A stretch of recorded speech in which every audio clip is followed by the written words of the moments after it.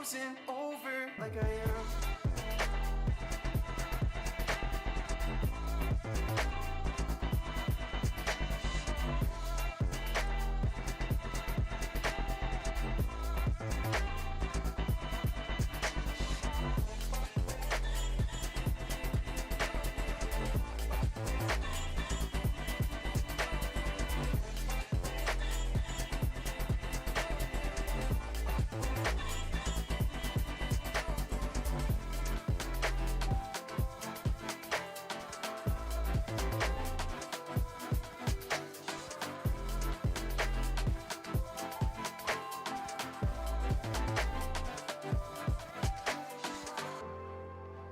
Well, I know you know that like it's colder, colder when I'm older, older than I am.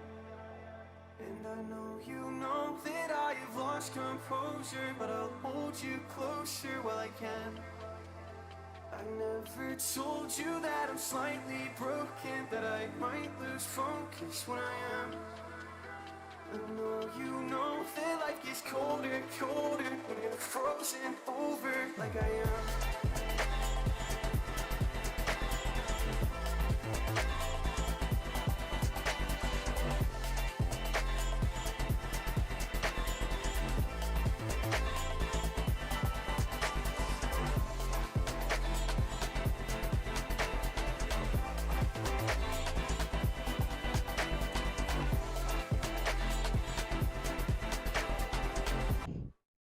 Hello and welcome, Rocket League fans. We are here and we are live. The NECC week number 7 coming hot at you. I'm FBI Tugboat here with me each and every other week, I should say. Pyro J, how you feeling, my man? Doing awesome. Just playing Rocket League myself earlier today, working on my flip resets and double taps, but I think the most learning, the training that I can do is watching the pros get to it. A bunch of amazing collegiate gamers that we have in store for y'all tonight on NECC's production. I'm excited, Tug. Oh, absolutely. Absolutely. In week 7, you know what that means, folks. We're starting the playoffs next week, which means this first matchup here, Kings College Red taking on Maryville in the Northeast B Division 6, matters more than most. Both teams 4-2. Talk to me a little bit about what that means when we talk about postseason capabilities. Yeah, so every team gets put in a division and a region as well. We're here in, I believe, Northeast B.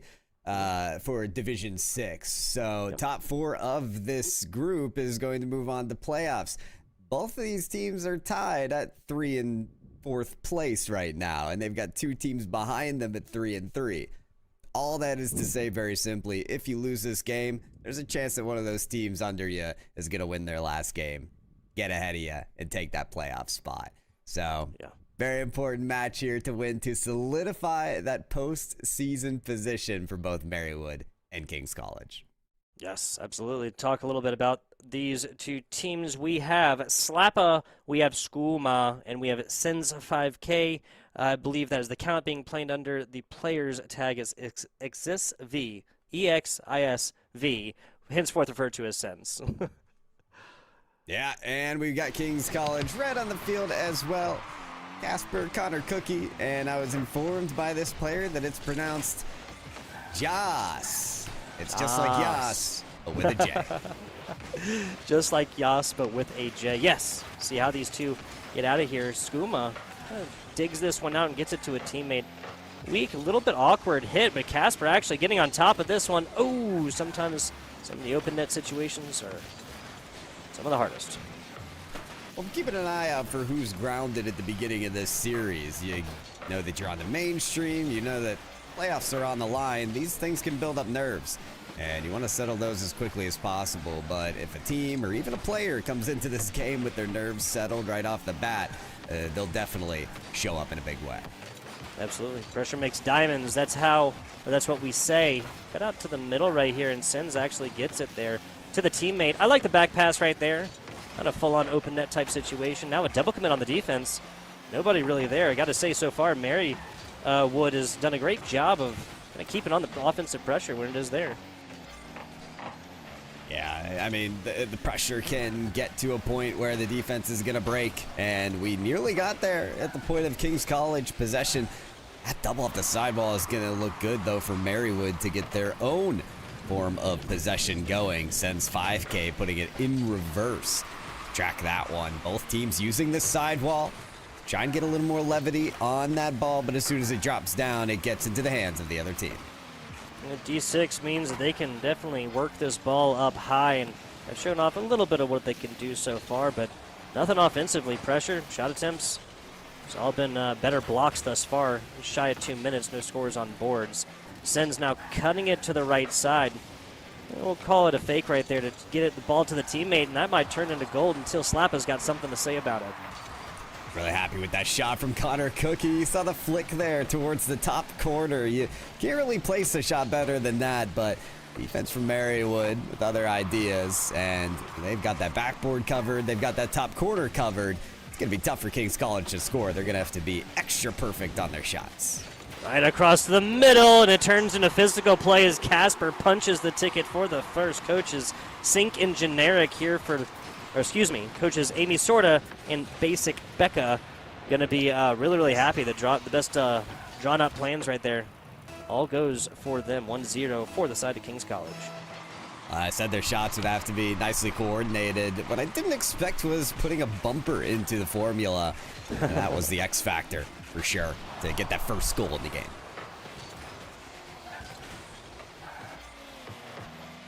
Solid hit right there. Now maybe just a little bit slowed down. Skooma actually cuts this one. It's physical play that might rule possession here. All three members just twisting, turning, kind of lurking like sharks right there until it's a nice undercarriage play to get this to a teammate. Can't quite cut this angle too much. Might have been a lack of boost capabilities to really get there, Pyro. Could have been and should have been, maybe, for the players to have gotten more boost before that play proceeded, but it's easier said than done. This is Connor Cookie with a solo play effort, though, and, well, that's not something you expected when you're taking the shot, is to have your own teammate block your goal. Yeah, sometimes just hanging out in the kitchen turns out into a too many cooks there. Nobody can really get anything done with efficiency. Yeah, I mean, I can see what they were trying to do, right? Just trying to bully this defender out of the way. Well, that defender put themselves in such a position. Often they're turned into defender quick. Yeah.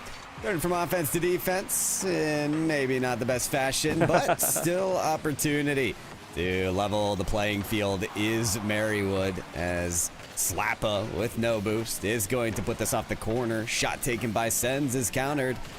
And King's College, they do more of this for another minute, and they'll have a 1-0 win to start off the night. Slappa almost with the knife in hand and the cut down there. We would have found pay dirt. Down bottom, Skooma kind of plays possum down bottom, and it's going to be Slappa right across the top. You could call this a little bit concealment, not cover, right? Skooma coming to this one, they're thinking, hey, maybe this is going to be a back pass or something. No. Solid strike, perfectly slotted bottom left. 1-1 with 1 minute to go. Tough on the defensive side of things for King's College Red. You have just about everything covered except for that far spot. And it just so happens that the great placement was there. Unbelievable backflip from Joss as they keep the ball away from being poked out.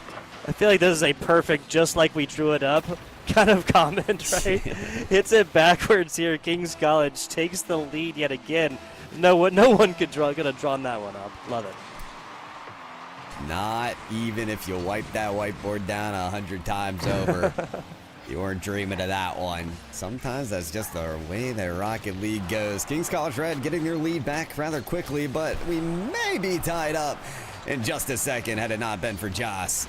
They're able to storm into the paint and get that ball away. 30 seconds of defense needed from King's College. I feel like this is a Marywood school that should have shot into that one. They even opened this up after a long slot to the right side. It's just free. No one's really set up back there. Sims does do their best option, but this is just a fantastic pass to the player kind of coming from the left side as well. I really feel like they should have collapsed onto that ball after a really solid clear. Instead, they kind of choose that middle ground between a full-on defense and like, oh, wait, well, now we want to get into offense.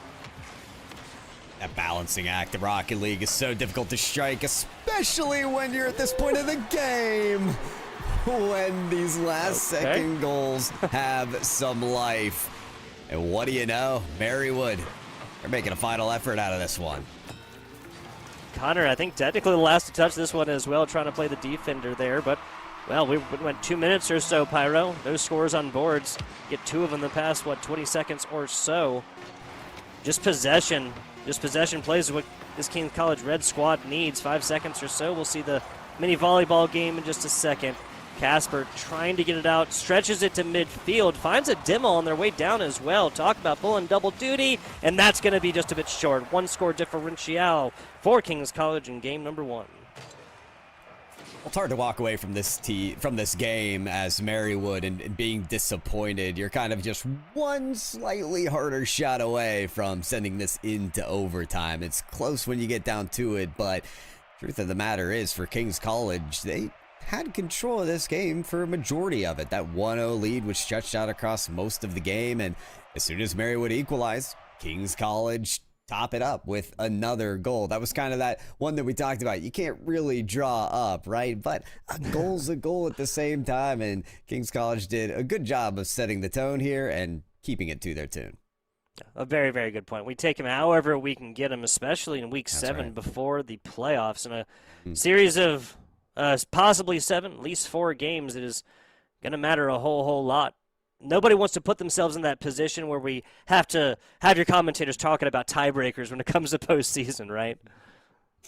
Yeah, listen, for a lot of teams, they can't even talk about tiebreakers, right? They haven't put in the work to get to the point of maybe qualifying for the playoffs. So both these teams coming in at 4-2, that's a lot of respect earned, but you also got to earn that position. And one of those teams is going to do that tonight, confirm their playoff spot. We'll get to it here. Game number 2 of our opening night match here for NECC. Goes for physical play, and I believe that was Joss who just kind of got bullied out of the way, but almost let up a hit on the other side. That's just a tiny, tiny bit to the outside, and Skooma actually sends this one the wrong way, puts it to the corner, does pick up a big boost, and fortunately gets this one around. I saw tragedy unfolding, Pyro J. This game is played by pixels. This is not horseshoes nor hand grenades. Close ain't close enough. You gotta be between the uprights and underneath the crossbar, which is exactly where Skooma has left this ball outside of. Slappa receives the pass, sends this ball downfield, but Casper has just the same idea. As this one finds the backboard of Marywood. Slappa underneath this one. It's a good passing play to the center, but as you see with that double commit, Marywood are all over it. Back to the corner. Okay, so just a kind of an errant pop ball up, and that turns into a demo, and Casper running back down the other way. Slappa, certainly had plenty of time to watch this play unfold, but still gets there. Solid defense. A little bit of pressure back the other way. Sims wants to continue this kind of pressure. It's a good shot there, Casper, sending it straight to the net. Not the best save either, so a follow-up chance is in immediate fashion. Casper towards the net. Slappa, again, a weak clear. And these are being picked up all too easily by Kings College Red. The good thing for Marywood is their backboard defense is set in stone. If those shots get a little bit high, Marywood are there to counter, and here comes Connor, though, with the attempted shot. Joss just doesn't have the boost to follow this one up, and that's going to be fuel that Kings College needed for the shot to go. This one continues to be batted around the half-court line. That's exactly how game number 1 started. This is a longer series, right? Years past, once you get down to, this is Division 6, Northeast B, just as a reminder. We were only looking at best of 5s, right? So even though after this game there's really not going to be any more wiggle room, if Kings College does take this down eventually, again 0-0 as of right now, as we're about 15 seconds outside of halftime. But don't be surprised if these are lower scoring early and turn it way, way up. Caspier angled at this ball like it was meant for him.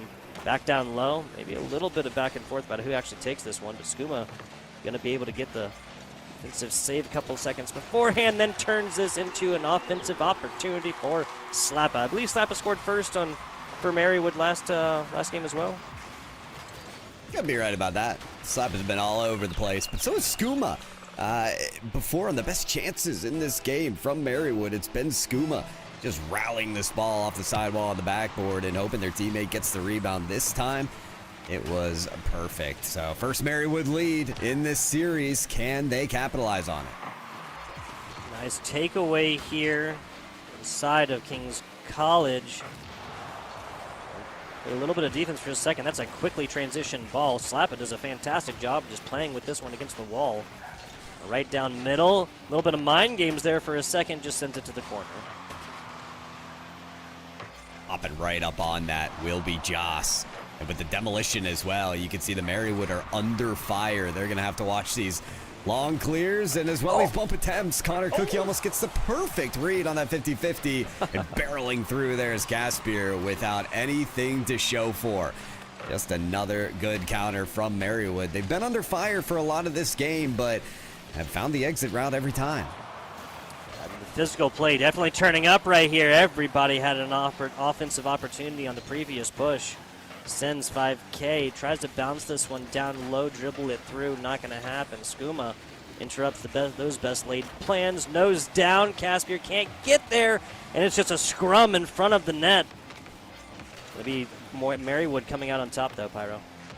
I mean, this is a game where for King's College, can you really ask for more? They've been generating great shot chances. They just can't get it between the uprights. Double post for King's College Red, and they can't buy a goal right now. not with all the gold for goal in the world. Caspier until it finally unfolds. Royalty no longer be denied after offensive drive that seemed like it took like a full 60 seconds or something. Perfectly slotted right here, met it at the perfect time, got the perfect trajectory, and had the force with which to move it in. 1-1. Some kind of highway robbery to get the currency required to purchase that goal at the end. I don't know how many shots it was going to take, how many attempts were required. They finally got there, 1-1. And Mary would have to be on their best behavior. Last time these teams were tied, King's College scored a couple on top. Yeah, it didn't take him too long as well. Oh, that's Marywood just closed in like a little bit further. Cheated, like one player cheated forward just a little bit more. It might have been a different story and a tiebreaker before we actually hit triple zeros. Yeah, Marywood so close to scoring a winning goal, but here come King's College Red. Connor Cookie right in the paint, faking that shot that Slappa didn't mind as much as they hoped he would have. Connor Cookie, last effort in regulation, pass to the midfield. Will be picked up by Joss. No, the ball's killed, and it's extra time for game 2. OT, after a one-score differential, a hard-fought one-score differential, I may add, in game number 1 that did go the way of King's College. Can't be surprised when this one goes to OT. Trying to finish this one quickly as Marywood picks up a couple corner boosts here, and there's been a little bit of resource denial for both of these teams when they do find themselves on offense. Yeah, well, that's the key. I mean, can you control the resource game? It's the kind of backseat conversation in Rocket League, but it should be taken to the forefront because boost is king. It allows players to do exactly things like that where King's College Red is going for that double tap from half court. You can't do that with half a tank of boost. You've got to grab those big boosts and fuel up completely, as Casper was hoping the boost could be used on an aerial, but they get chipped on the physical play instead.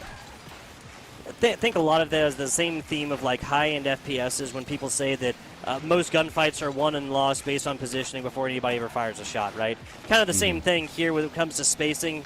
You know, drives won or lost, or at least opportunities gained or not, before anybody even touches the ball.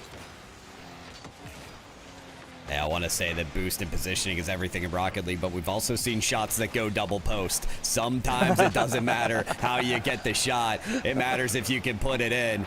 And that's what's important here for King's College Red. If they get another opportunity, they don't want to see another double post situation, and they certainly don't want to see a goal scored by Marywood. That's a great counter from the King's College defense as they look to activate it on offense.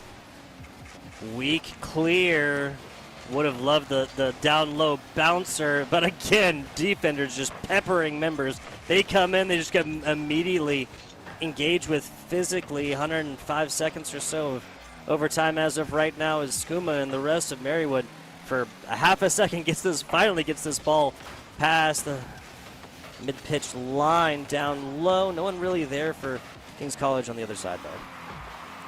Yes, it does have a flip off the ceiling. Pass over to Caspier. Will this be it? The double tap goes wide. And another shot opportunity for Kings College Red will be denied by the pure lack of execution. Not easy shots to make, but at some point, one of them has to find their way to the back of the net, or it's just going to be this wide open look from Skooma. No, just in time for Kings College Red. There you But go. the rebound will do it. Slappa from the elbow calls game. About another half of a Rocket League game in OT, and it seemed like it ended rather quickly when the offensive tempo of both of these teams just ended up being turned up. I was gonna say at Marywood they just have to like elongate this this offensive possession because they just spent most of OT on the other side. 7 shots for Connor Cookie. Count every one of them, but none of them inside actually, right? Got the assist and a couple of saves. Actually showed up a little bit more so on the defensive side. I mean, those 7 shots tell the story of a struggling offense for Kings College. You're not struggling in the sense of getting the chances, but when we're talking about 15 shots in total and only 1 goal, that's not really a shooting percentage that you want to parade around and show off. It's one that you want to kind of, let the history books forget about. For Kings College, it's about taking those quality shots at this point. And maybe that means taking a little bit of more time before you take that shot, really lining it up, because for Marywood, they're getting away with a little too much. 7 saves were made as well by a single Marywood player, 7 of their 10. So these shots need to be a little bit higher quality to make those numerous saves a little less easy. Yeah, quantity, quality is the classic question here between these two, and this is a Kings College squad that's got to split the difference between those two, right? Because it was all quantity on the previous. Now Slappa does run this one up, finds the corner boost, doesn't find the ball, hits it against the ground. We'll call it mind games. Another pop play up. As members of this Marywood College squad, I mean, I only see really one onto the ball, and then a double commit across mid pitch. It's a full retreat there for Sens 5K after they give up this one. I mean, it feels like nerves may be getting to both teams here. You saw the defense, all 3 of them no boost on the backboard. That is not a proper defensive position. And then on attack, you had the double commit. Free open shot countered by the teammates. So these teams need to take a breath and get squared away in this game and lock in on the bump plays as well. How about this? Sends 5K all the way outfield, taking care of that last defender. Yep, Skooma just chipping it in the very, very last little bit. It was College allowing another kind of hole in the defense right here. When you said it, I really just saw Marywood not really exactly playing how they might have wanted to if nerves may not been a full issue, but I have to agree on the defensive side. Not super great looks there for Kings College. Perhaps the best news is a couple of seconds of rest and respite where you don't have to play Rocket League, just kind of mentally reset maybe a little bit. That mental reset can be very difficult in the game of Rocket League. It doesn't offer a lot of breaks, but Slappa is going to graciously give Kings College Red another break, another chance to reset with a second goal for their team. Yeah, I think at a certain point you do take a couple of seconds on this, on this replay. Guys, 2-0, plenty of time left. 4 minutes versus 5, no significant difference there in one caster's opinion when it comes to a 2-score differential. Off kickoff. Looks like Kings College might be cooking up something decent as this one's chipped to the corner. They covered up and hit yet again. Caspier, a little bit of better position. That might be an honest shot attempt. Full boost, both defenders, but neither of them can get in front of the ball in time, forcing Connor Cook to be kicked out of the way. And another follow-up for Marywood. They're just hounding this net. Wow, well, in 88 seconds, folks, we have as many scores as we did in Game 2, and that was, 7.5 minutes of Rocket League. Offensive tempo here for Marywood has remained high since the beginning of this game. No reason to turn it down now. Kings College has got to find a way to do their best brick wall impression on one side and just elongate offensive pushes on the other. It's not going to be easy with the firepower from Marywood. About this series, it just appears to be ramping up every game that we get into. Or firepower needing to be taken by Kings College Red. They get a single shot there. We talked about a little quality over quantity. They certainly don't have the same quantity. Still yet to see those well-placed shots. as Joss is going to be the one to turn into this. Slappa kicks it high. Connor Cookie called to action. Pass over to a teammate, but that's going to be laid up in front of the net with no one having the shot angle. 15 seconds past halftime. Speaking of quality and quantity, Marywood 3 shots attempted, 3 goals made. Kings College only with 1, but it's the second that matters. Cass Spear, fantastically done. You can watch this just unfold all the way from the opposite corner. And it's the triple, quadruple touch, something like that. Cass Spear getting it done. Love it. Yeah, Sense 5K, not really happy to be the one that was the last touching that ball. It's a beautiful redirect, but just at the wrong net.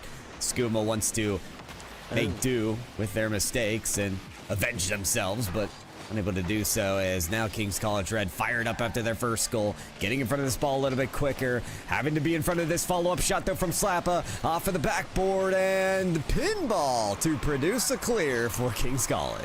Quite a clear. Fantastically done. This is an issue that's kind of plaguing them a little bit. They get the defensive stop, but not the clear afterwards. Well, that's a huge transition. It happens quick for the side of Marywood. Offense not having too many issues to complain about right now. Not at the moment. Slappa trying to rummage their way into another couple of touches. If they have to bump their opponent to do so, then they will. Sends 5K again, trying to make do with their mistakes from previous. That center field play. Slappa gets it over to Skooma. The exit routes of Marywood have looked fantastic to spark these counterattacks, forcing Caspier to make a very tight save. Slappa picks up off that backflip on the opposition. This one's stuck in the corner, and Kings College Red don't look as prompt to it. Flooding into that offensive rotation was Marywood, but it gets kicked away by Connor Cookie. Kings College Red have been doing a good job of keeping the balance of possession alive, but they've got to close on some of these shot chances with only nearly a minute remaining.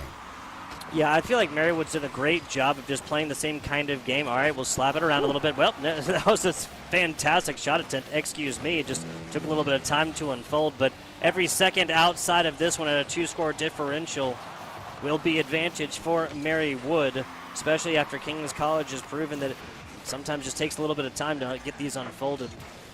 45 seconds or so. As you pointed out, I actually missed it in the moment that the last player to touch that Kings College goal was a Marywood player. Still only 1 shot attempted, Pyro.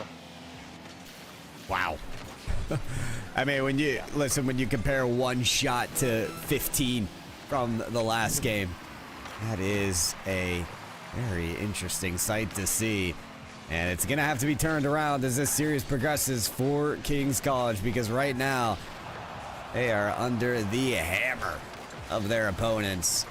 Another setup and another denial again in favor of Marywood. The 3-1 lead should be held unless Sense 5K can hurl their way into this ball. Caspier up the wall, but time is out, and that second win, it will be there for Marywood. Yeah, so if this was a 1-score differential, the play would have seemed like I would have respected the play and like the how intelligent I felt it was to have double committed right there, because after a certain point, it's like we just want to get this cleared out and eat up about 8 seconds or so. Setting up the last, especially given that their teammate wasn't Marywood's teammate, the third was not in a horrible position by any means. But yeah, so game that goes 4 minutes and 40 seconds or so for Kings College with only 1 shot attempt through here. And the 1 goal that they actually made technically being the own goal for the Marywood player, right? So pretty crazy game 2 to game 3, I got to say, man. I think Marywood just looking a lot more confident in this game. They've showcased that their defense is formidable, that they allow very little goals unless, it is off of their own car. But I like the control that they displayed in general in this game, right? They get those three goals right off the bat, and then they don't really force the issue afterwards. They have a 3-goal lead, then a 2-goal lead. There's no real risk-taking needing to be made. So overall, the control, the risk management right now from Marywood, how grounded they look in this series, looks great to me. They continue this, and they're well on their way to getting that playoff securing win. Yeah, they're a single 5-minute Rocket League game away from it if they take this one down, Pyro J. A 4-2 team goes up against a 4-2 team. That tells me maybe that's close to like what the scoreline will be, 4-2 at least, if not a 4-3. We're looking at Kings College squad that has gotten to overtime once, and yes, they had another one-score game in the and this is 4-1 as of right now as Kings College took this one down first. Sorry about that. I'm reading my numbers wrong right here. So Marywood takes this one down, then it'll be match point against Kings College, right? Yeah. 2-1 is the series at the moment. And no, I was on board with you for the most part there. A win after this one, and they're on match point. And I'm sure that's a match point they would like to get because they're on a roll right now, 2 wins in a row. Absolutely. Caspier. Do a little solo dolo. Well, a well-supplied slap on the defense. Has different plans for this ball. Skooma lacking in the boost countdown. Bottom, is that an open netter? That's bouncing in, my friend. We have our first goal. Kings College spends a long time. I mean, technically, right, a full 5-minute Rocket League game, no scores. And the last to touch it, right? You can't really call that truly earned. But that is quickly righted here in game number 4 as Kings College going to be one to strike first. Yeah, funny that we mentioned it, but it's with Marywood being caught out, which I was just applauding them for not doing pretty much an entire game's worth of Rocket League. Having that ability to have the field pretty much spread out with your cars. Got somewhere to play defense just about everywhere. But once again, they're caught out. I think their awareness of the field is just a little bit lacking here to start game 4. This is also the result of a fantastic read by Connor Cookie off the wall. I mean, as soon as you see those two players almost in the corner, almost fighting over their own boost or something, like, not 100% sure. It's like, the fire alarm in your head. I'll go, dive. Perfectly accepted from the wall. Angle's even better. Maybe a little bit of offense now here from this Marywood squad after disastrous first sub-60. It's going to be a little bit fun, I think, to watch this Marywood team play now because you go from a Marywood team that has a 3-goal lead, has a 2-goal lead, doesn't need to force the issue, to the exact opposite. It's time to put some pep in that step. All gas, no brakes. Try not to make a mistake while you're doing it. Teams tend to take a little bit more of an interesting route towards scoring the ball when they're in a position like this, but they've got to defend once again, barely getting there in time as the defense of Marywood. Flirting with the post like you have a crush on the mailman. Crazy. How many times have we seen that so far in this matchup? One too many to be comfortable with it.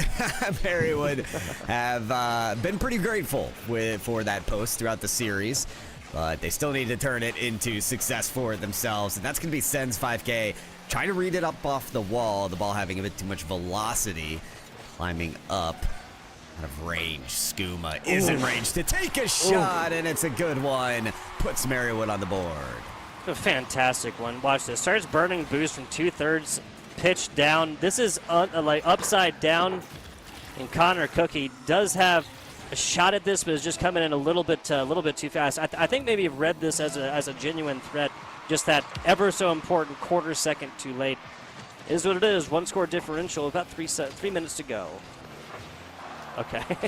Yeah, I don't know. Me too, Tug. Me too. Marywood's defense. Excuse me, Kings College defense looking a whole lot like Marywood there for a moment. Leaving that net wide open. Not something you want to be caught doing. Slappa happy to be caught with the ball up the wall and nearly full boost. Tries to get a pass off the backboard to it. Ends up just missing on that mark. But Marywood collecting a couple good chances off that wall, and getting a nice save there is Skooma. Skooma's really impressed me with their aerial car control. Seems to be at the right place at the right time when it comes to the skies. Player on the other side, Connor Cookie, may have just set up a teammate perfectly. No, it's just a little bit too slow. That ball goes faster than 1 mile an hour or so, Pyro. I think I might have found another page there, but Connor Cookie, the rest of Kings College Red, the defensive side for just a second. Joss looking to get involved here. Caspier has a much better look at this one. Gets it past 1, but can't get it past 2. Skooma down low, only to put in the breadbasket of the defender. They're going to get a decent little clear. The second clear, actually a little bit better than the first, and the third even better than the second. Connor setting up a teammate too high. It goes the teammate. Yeah, it was close though. Kings College Red looking a little bit more ferocious in this game. They've got the quality and the quantity potentially back on their side. But one more would make them feel a whole lot more comfortable in this game, I'm sure. As we've seen that one goal forced for an OT before. Joss is going to make an excellent save against Slappa. And turning this around the other way is Connor Cookie. Maybe going for the bump to get that pass in order. Scuba does a good job of avoiding that bump and making the clear, but this high ball is free for any team. It's going to be Slappa first to it, has the read on the backboard, but Caspier sends it away. Follow up from Skooma is nearly good. Joss gets just the tip of the ball. Fantastic defense right here. I got no complaints when it comes to that. I'll say that. You mentioned Skooma. Their fantastic performance. We'll talk a little bit about this between games, but 5 shots for them. Slappa was the first shot from a non-Skooma player for Marywood at about 1:20 into this one. Connor down mid, no reason to go anywhere else. The epic save coming out, and Guardian Angel for Slappa as well.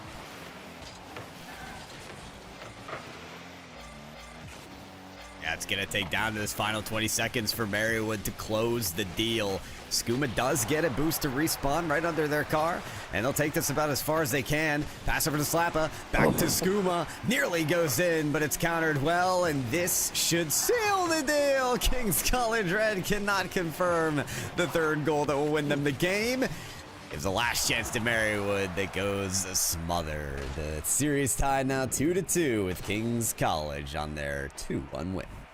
I mean, I got to say, both of these teams just going back and forth from having definitively good, clear offenses where it's obvious what they're trying to do and they're succeeding in doing so.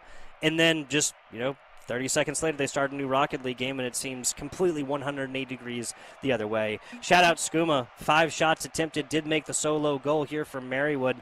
But teammates Slappa and Sense 5K just simply have to get a lot more involved within that offense. If you continue this on for another game here, a game that will go forth to break the tie here between this but between the 2-2 tie as of right now, if this is obvious and it's all Skooma in the offensive position, then we all know what's going to happen after that. That's all I'm saying.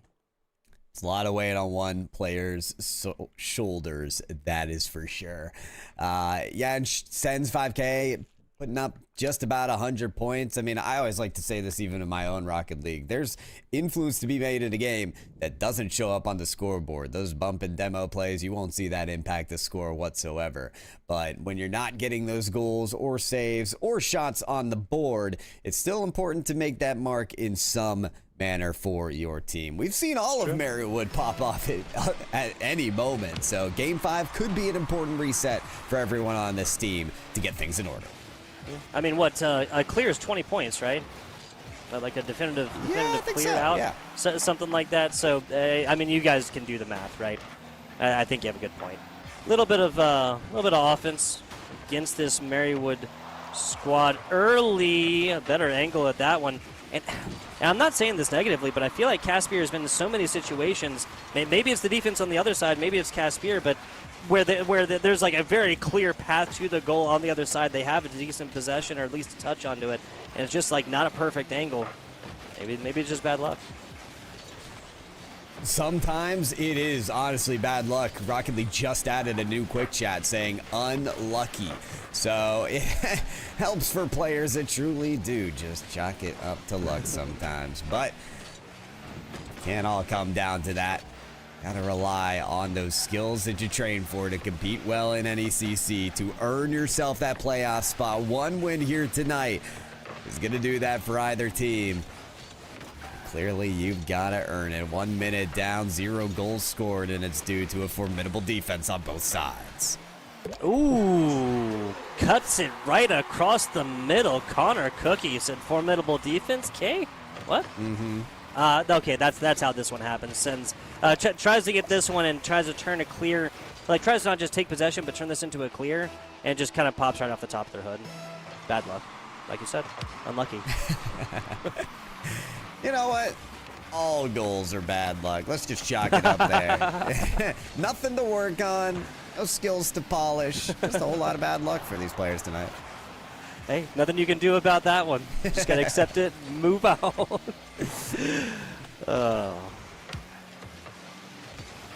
Oh, that's nearly what Sens did. Is that, all right, move on, score the ball, sure. Full boost, dribble, flick, but Kings College Red didn't want to see that flick go in, so it does get taken away.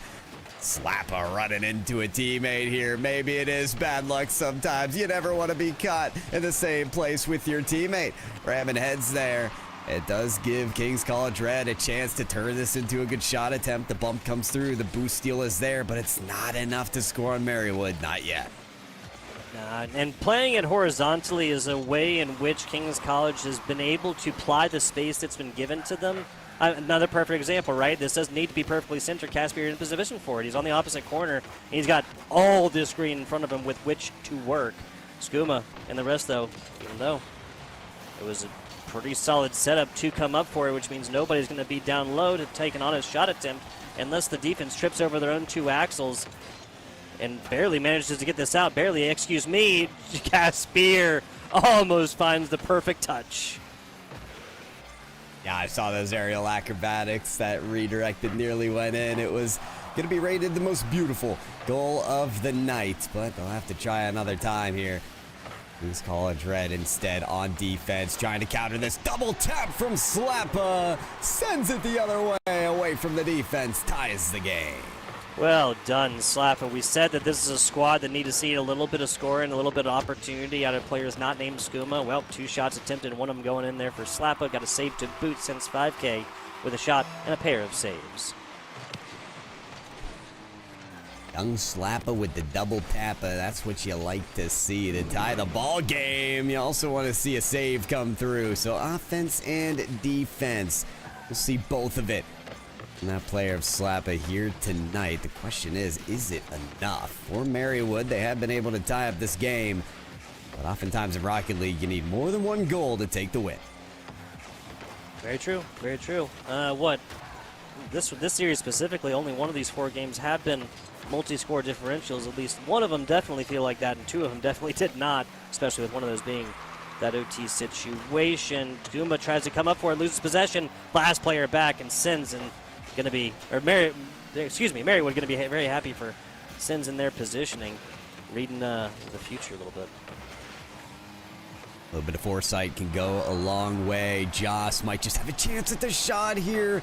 Wants to win just under the ball. Ariel looked good all up until it missed at the end there, but something tells me Kings College Red are going to get more opportunities than just that in the final minute. Meanwhile, Sens 5K trying to coordinate the pass, unable to do so. Drives just past that boost as well, so they'll be completely under-resourced. Back on their way to their own team's side. They pick up that corner boost instead. Caspier tries to keep this ball away from the net, gets bumped away, and Marywood slowly inching their way towards King College's net. To rip this one 90 degrees or so, Connor Cookie turns this into an angle that they like a lot more. Gets it taken from over the top. Skooma tries to get it over a second and cannot. Down low, Slappa is there and pays for it with their Rocket League card lives for a couple of seconds. Down low, Slappa to Skooma. Skooma inside. This will be an easier block, but the follow-up gets it over, but the second player is not there. To OT we go. Down low, Tapper, and another overtime situation, just like in game number 2. Could be the most important moment here of this Rocket League match. The winner of this overtime gets match point in a playoff determining series. Could this be the goal that closes it through the smoke screen? The shot won't go, but the rebound is there for Sens 5K. Demolition clearing the way for the Marywood win. Goes to OT. It seems like Marywood's going to be able to take this one down. It's so interesting, right? Because as demo happens, the smoke plume comes out, and then both players drive right on the other side of the ball, right? Ball pretty much bounces into the smoke plume and then out. But it's the keeping your eye on the ball, not quitting till you hear the whistle type mentality that comes up there for Sens 5K. They're just waiting in the wings and get this one served up nice, hot, and spicy, ready for them for another OT win. Well-rounded offense as well. 3 shots for Slappa, 2 for Sens, 2 for Skooma. This is exactly what we were talking about in the previous break, right? Yeah, spread that offense amongst your entire team. Don't weigh it all on one player, especially that of Skooma, who took more of a backseat on the scoreboard anyway. So this is true to Rocket League. Different games require different moments from players. You're not really supposed to take the striker or the defensive position on that court. At different moments, you're going to be called to make the play anywhere on the field. So it's good to see that players like Slappa and Sense 5K can step up in those moments. There's also a team of Marywood who were down a game at the start of this series. You know, they've kind of had the rebound in a lot of ways, both from an individual player side, but also as a team. So they've really come into their form tonight and now put themselves one win away from heading on to playoffs. So Tugboat, I think we do have a tech timeout called from one of the teams. So it looks like we'll get a bit longer of a break here between games 5 and 6. Maybe that's the break that King's College need to get reset here. Entirely fair. Entirely fair. For the astute NECC Rocket League viewers, you will notice that whereas we normally have 3 matches on the left side there as we were coming in, we only had 2 today. We really need to figure this one out. Good news, we have. We'll be looking at the SMU, that is the Southern Methodist University. Wait, no, that's not Southern Methodist University, is it? I don't think so. St. Mary's University, excuse me, St. Mary's. St. Mary's taking on SNHU Blue. That is, of course, at Southern New Hampshire University. We are essentially, folks, we are going to have a match coming up after this one. We just didn't have one fully figured out there. So a full trio, a full serving of Rocket League here on the day, folks. Would you like to see? That's what we block out Wednesday nights for, is making sure we got all the NECC action. And that's going to be actually our highest division play of the night. Before Division 6 or Division 5 was going to be the highest level of competition. We're climbing all the way up to Division 3. So we're getting the whole span of works here for Rocket League of NECC. In this conference, we've rolled pretty deep, Tugboat, all the way from Division 1 to, I think, Division 9 or so. Yep, and we'll be looking at a little Division 9 to round out our day. That is going to be Pace Aqua Blue, sitting pretty, even 500 at 3-3, taking on Missouri State Maroon. Missouri State Maroon. I believe Missouri State are the Bears. That is D9. That is Group A. Again, for the last matchup of the day. D6 right now, then D3 coming on up, then D9. It's always a little bit tricky, right, to figure out with colleges and universities across, across North America, right? Given that right now is primo, like spring break time, right? And so, especially when you have, yes, we generally go with regions here within the NECC, but some of these colleges are going to be 1,000 miles away from each other, different time zones even sometimes, right? And you can pretty much guarantee different times of spring break as well, and that's just kind of nature of playing the game. So yeah, kudos to the players who I think some of them are even playing through their spring break. So it's I have a lot of respect for these players who can make time for the competition that they did sign up for. It would be really simple if everyone had the same spring break, Tugboat, and then we wouldn't have to schedule competition then. But that's not the way the universities work here. Everyone takes their spring break differently, so you've got to schedule around it and make it happen. So we appreciate all teams that managed to do all of that.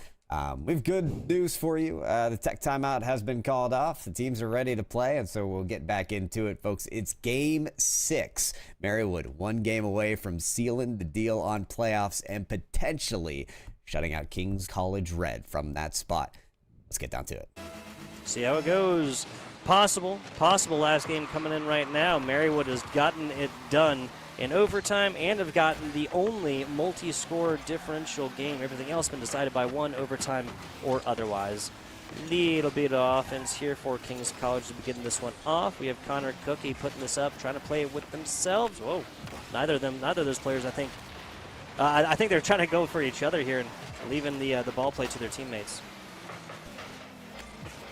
Yeah, it's been some wily moments at the start of this one, mostly for Marywood as they're under fire here from King's College Red. Fortunately, and this has been kind of a theme of the series, King's College hasn't perfectly hit some of these open shots that they have. But I'll tell you what, when Marywood gets the opportunity, it looks pretty dicey. However, they may have committed too many resources to that attack because there's no one left home. Yeah, Skooma, I get what they're trying to do. They're trying to almost get that pit maneuver against this offender, against Connor Cookie at the very last second instead of playing ball, especially given their angle. If they hit this ball, there's a chance they put it in themselves, right? There's already been a little bit of like, oh, man, we ended up being the last person to touch that ball for and actually win the net in this matchup so far, so it makes sense to kind of want to avoid those situations. 60 seconds in regardless. Only one score on board. Kings College enjoying a mild lead right now. Caspier has gotten a few chances during this game. It's not that bad there to hit it over top of the net. Oftentimes it's the best way to pass it to your teammate, but we've mentioned this before. Backboard defense has been a strong suit of Marywood. You're not going to get those free passes too many times, and even if you do, there's going to be a defender in the way of the shot. Yet another wonderful block coming in through Marywood. See if they can apply more of those as Sens 5K gets just in front of Joss's shot. Yeah, Joss literally playing a picture-perfect situation scenario of how you want to play when you know you're the last player back, and quickly and definitively make a decision about whether or not to play net or to play ball. Getting in a corner and getting nose up under that ball, turn that into an offense like that. Ooh, there's a nice one there from Joss, who's been making the right decision-making all night long. And we'll showcase it yet again. That high ball hit up from Skooma was just what they needed. Yep, exactly what the doctor ordered here. 2-score lead in the first couple of minutes, which is unthematical for this matchup. I have to say, Pyro J, this has generally been these two teams feeling each other out with maybe a goal scored by either team, but no multi-score leads within the first couple of minutes. Going for the physical play is Connor Cookie yet again. He's been setting stuff up in the crease a whole lot for his teammates and even getting some in themselves as well at distance. A misplay right here, and that ball is going the wrong way if you're Kings College. They're able to right themselves here. Maybe a passage to the net. Yes, they will. Connor Cookie closes the deal, and fortunately so, as Caspier did a lot of work to keep these players out of the path. Marywood. Maybe somebody needs to tell them, hey, this is basically overtime, because no shots on board 10 seconds outside of halftime. The only number you see between goals, assists, saves, and shots is single save there for Skooma. 20 points for Sens 5K right now. Yeah, putting numbers on the board is important in terms of getting those goals, but you're right, not a whole lot on the scoreboard either from Marywood, though it's kind of seemed like they've made a lot of important saves. Sometimes Rocket League doesn't demonstrate that on their scoreboard as well enough. That being said, defense maybe not the biggest focus for Marywood, as it's going to have to turn into an attack to get a chance in this game. They've got to nearly mirror the effort of Kings College here in the back half. That's going to be a difficult thing to do, as that hard shot was just barely saved from Slappa. A couple of defensive saves, at least doing better than it was earlier. Nose down, double hit here, but Josh just easily keeps eye on ball and cuts that away. It takes a third player here for Marywood to start this ball going the other way. A huge nose up play there from Slappa, sends it to the corner, and that's a weird angle there for Connor. Tries to get it to the teammate. A scrum over the ball and across the middle, and it does look like Kings College is going to come out with this one.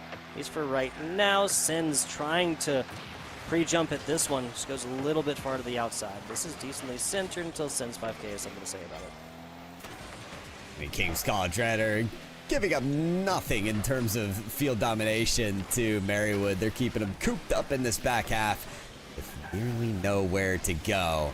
Well, if they're not going to provide the path, you may have to create it your own. That's a great bump into demolition for Marywood. Start to put Kings College a little farther back.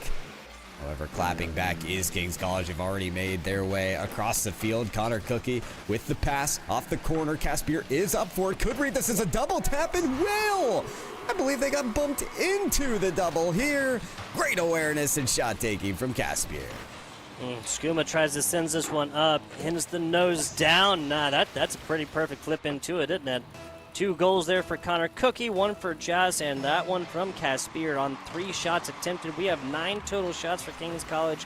We have 0, zilch, nada, and none for Marywood in 4 minutes and 15 seconds of Rocket League.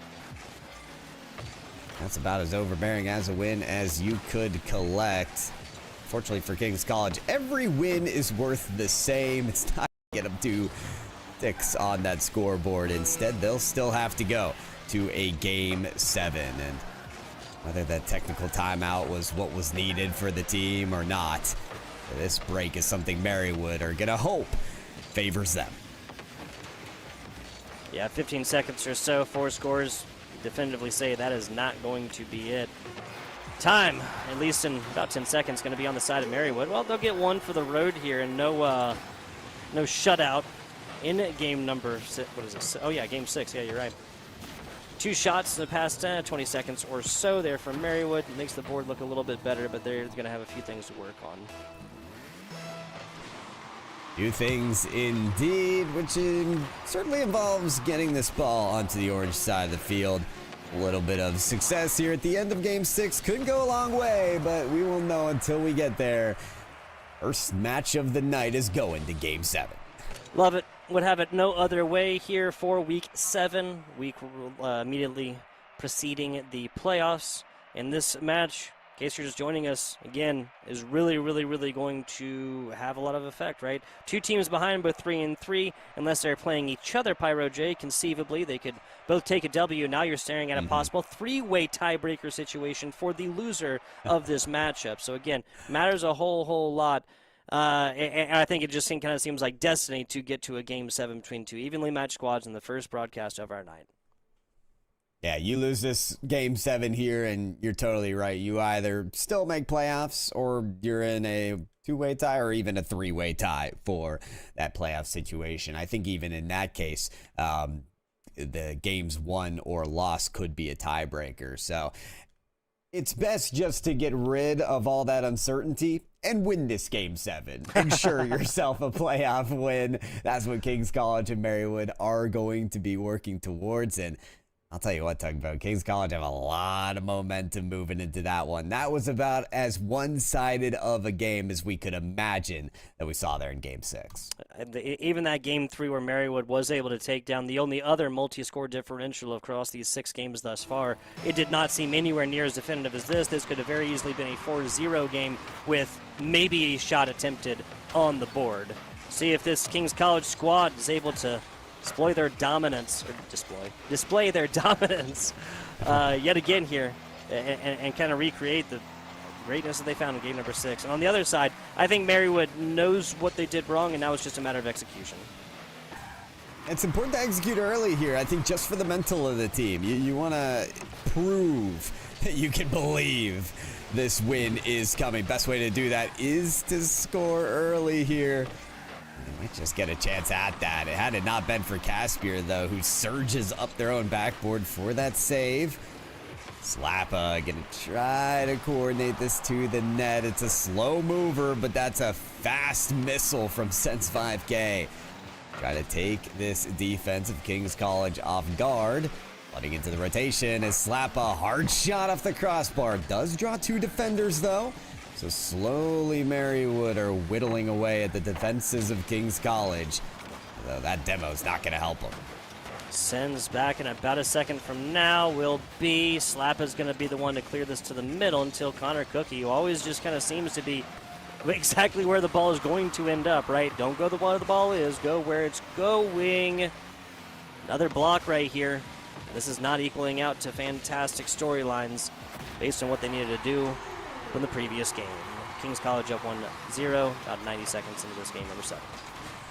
I mean, this is one that Marywood are going to look back on and say, how did we let them score? There's 3 of us in the net, and they were stationary before they started that play. Josh just made the right touches, took Marywood off guard, and sometimes it just comes down to the right decision, and we have applauded Joss's decision-making all day long. Maybe no surprise to see them be the first one on the board. That collision with the teammate actually kind of helps out Sense 5K. Gets into the corner, and Caspier was not anticipating the speed with which they were coming in. 1v1, no, the 2v1 defense has come out on top. Connor Cookie lets this one whiff by initially, and now collapses across the corner. The confidence with which they executed that one, got it past 2, and then got it to a teammate as considered a win. Oh, right off the backboard there. Oh, could it be a double save made by Marywood? They do not want to see this lead extended to 2. That is way too much momentum for Kings College to come back from. They've got to counter this now. The save puts them on the right path to do that. This one off the backboard. Skooma just over the ball. They made contact. It could have coordinated the right pass, but Kings College have this goal line covered well, and they'll see fruits of their labor with that clear. Connor's going to try to play this attack there from Sens. Targeting the net immediately. Oh, and Joss just not getting into that infield rotation in time. This is a turnaround right away. Skooma from the midfield. We got a game. Yeah, I was about to say, it seems like Marywood just burning that boost a little bit too early, and they're not going to have as much to get inside there. Well, Skooma comes in with a full tank and sends this right over the head of Caspier. 1-1 with about 2 minutes, a little bit more than 2 minutes to go on here. Maybe Marywood finding a little bit of pace and stopping the momentum, the absolute avalanche that was the Kings College Red squad from the previous game into this one. Could have come down to just one more goal between these teams to get to the playoffs. Stakes are at an all-time high. Who's going to have the grit to send it through the back of the net as it sends off the ceiling? Connor awaits this ball. Gets a great 50 against the opposition. Joss is going to try to take this to a teammate. Maybe the net misses on the opportunity. And it will go right back to Marywood. Oh, and that's bad right there. Skooma, if Skooma was a car length ahead, that's a open net inside and a lead for this Marywood squad that's been doing kind of more so what they need to until the cross pitch shot and you moving parallel to it. Yeah, so Caspier gets, barely is exiting the crease of their own side, and Sens 5K can't quite get under with a better angle to this one, right? That's right. It felt like Sens might have enough time, but with that ball moving so quickly, it's often hard to read. They get the touch on the ball, but a hard shot like that is going to move right through it. 1 goal lead here from Kings College Red. They might make it 2. Connor, a shot on target and in. There it is, Kings College finding fire again. Yeah, and Caspier getting the demo on person and net. Honestly, Marywood isn't exactly doing, this isn't, they have a player on both sides. One's a little bit closer, one's a little bit farther. One's kind of protecting that corner boost as well, and they have a player on the goal line. This is one of those things what do I need to do to prevent that goal from happening? I need to be able to see about 5 seconds in the future. Just maybe a little bit unlucky. Regardless, lucky or unlucky, there's a 2-score deficit that Marywood has to work back from, and they have to do it quickly. They do indeed. 1 minute to do it. Slappa is going to be the one in front of this ball. Could get a pass to somebody. Skooma. Oh, right across the paint. Gets a second chance. And it's a pass to themselves off the backboard to put them within 1. Sens taking it to the scoreboard here for just a minute. Sens with a couple of shots and a trio of saves. Pretty good stuff there. A pair of assists, for Slappa, Skooma. Of course, both of those goals as well. Kickoff going the way of Marywood until Connor picks it up from the wall. Here's Slappa to teammate. Skooma's got all the boost with which to work. Tries to get a pass, but Joss has actually fallen prey to that move a couple of times and will not have that happen again. High touch out from Joss. You can tell Kings College Red aren't trying to formulate the perfect attack. Even with a nice clear like that, they've still got 2 players on their own defensive side. Good flip reset there from Caspier. Picks up the full boost, but is better off rotating on defense and hoping a teammate is there in time. No, why not fly in with the rest of the team? A triple commit for the block. Maybe the last block required of Kings College Red to send them to the playoffs. One last hope now for Marywood. It's led up by Slappa. Tries to keep this one alive. Hit up by Sens 5K, countered by Connor, and nearly hit to the ground. Caspier with the directive to kill this ball, the ball that will not die until finally Kings College can rejoice. They're headed to playoffs. Absolutely. With everything on the line, massive respect to Kings College keeping this ball alive and letting that go all the way out, even though it was a score differential at 0-0s.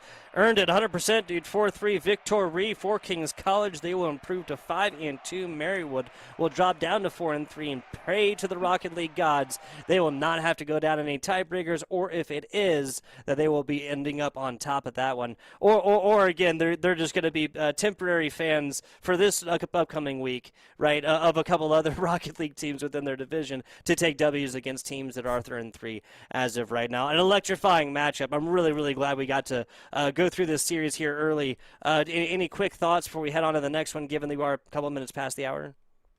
Yeah, not much, knowing that we got a couple teams waiting for us. I'm just thrilled for Kings College Red and wish them the best there in playoffs. Absolutely. Back with you guys in just a second. We're going to set up the next match, and then we're back with you with that is SNHU Blue versus the SMU Maroon Huskies.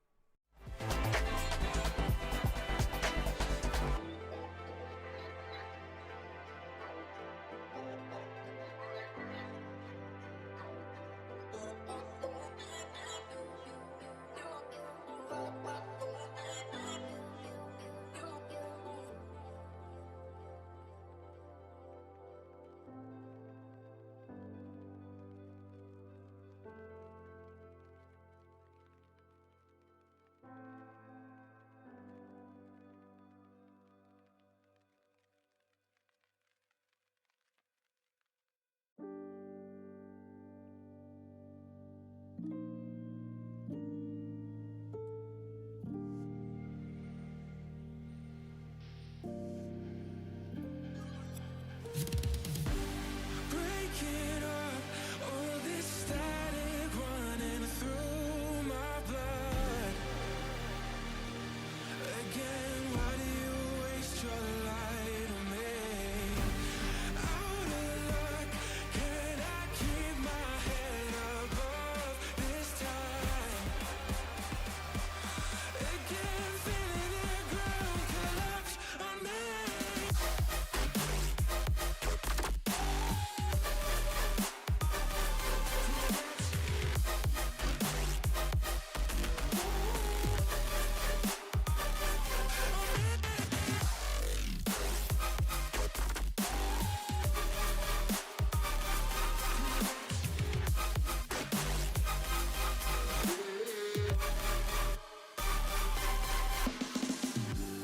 Blown around in a storm that only brings me down.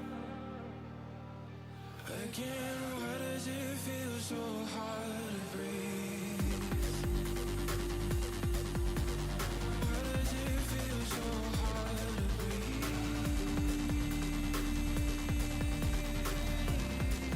So hard to breathe. Never found, but these voices bring me to my knees. Again, why do you waste your light on me?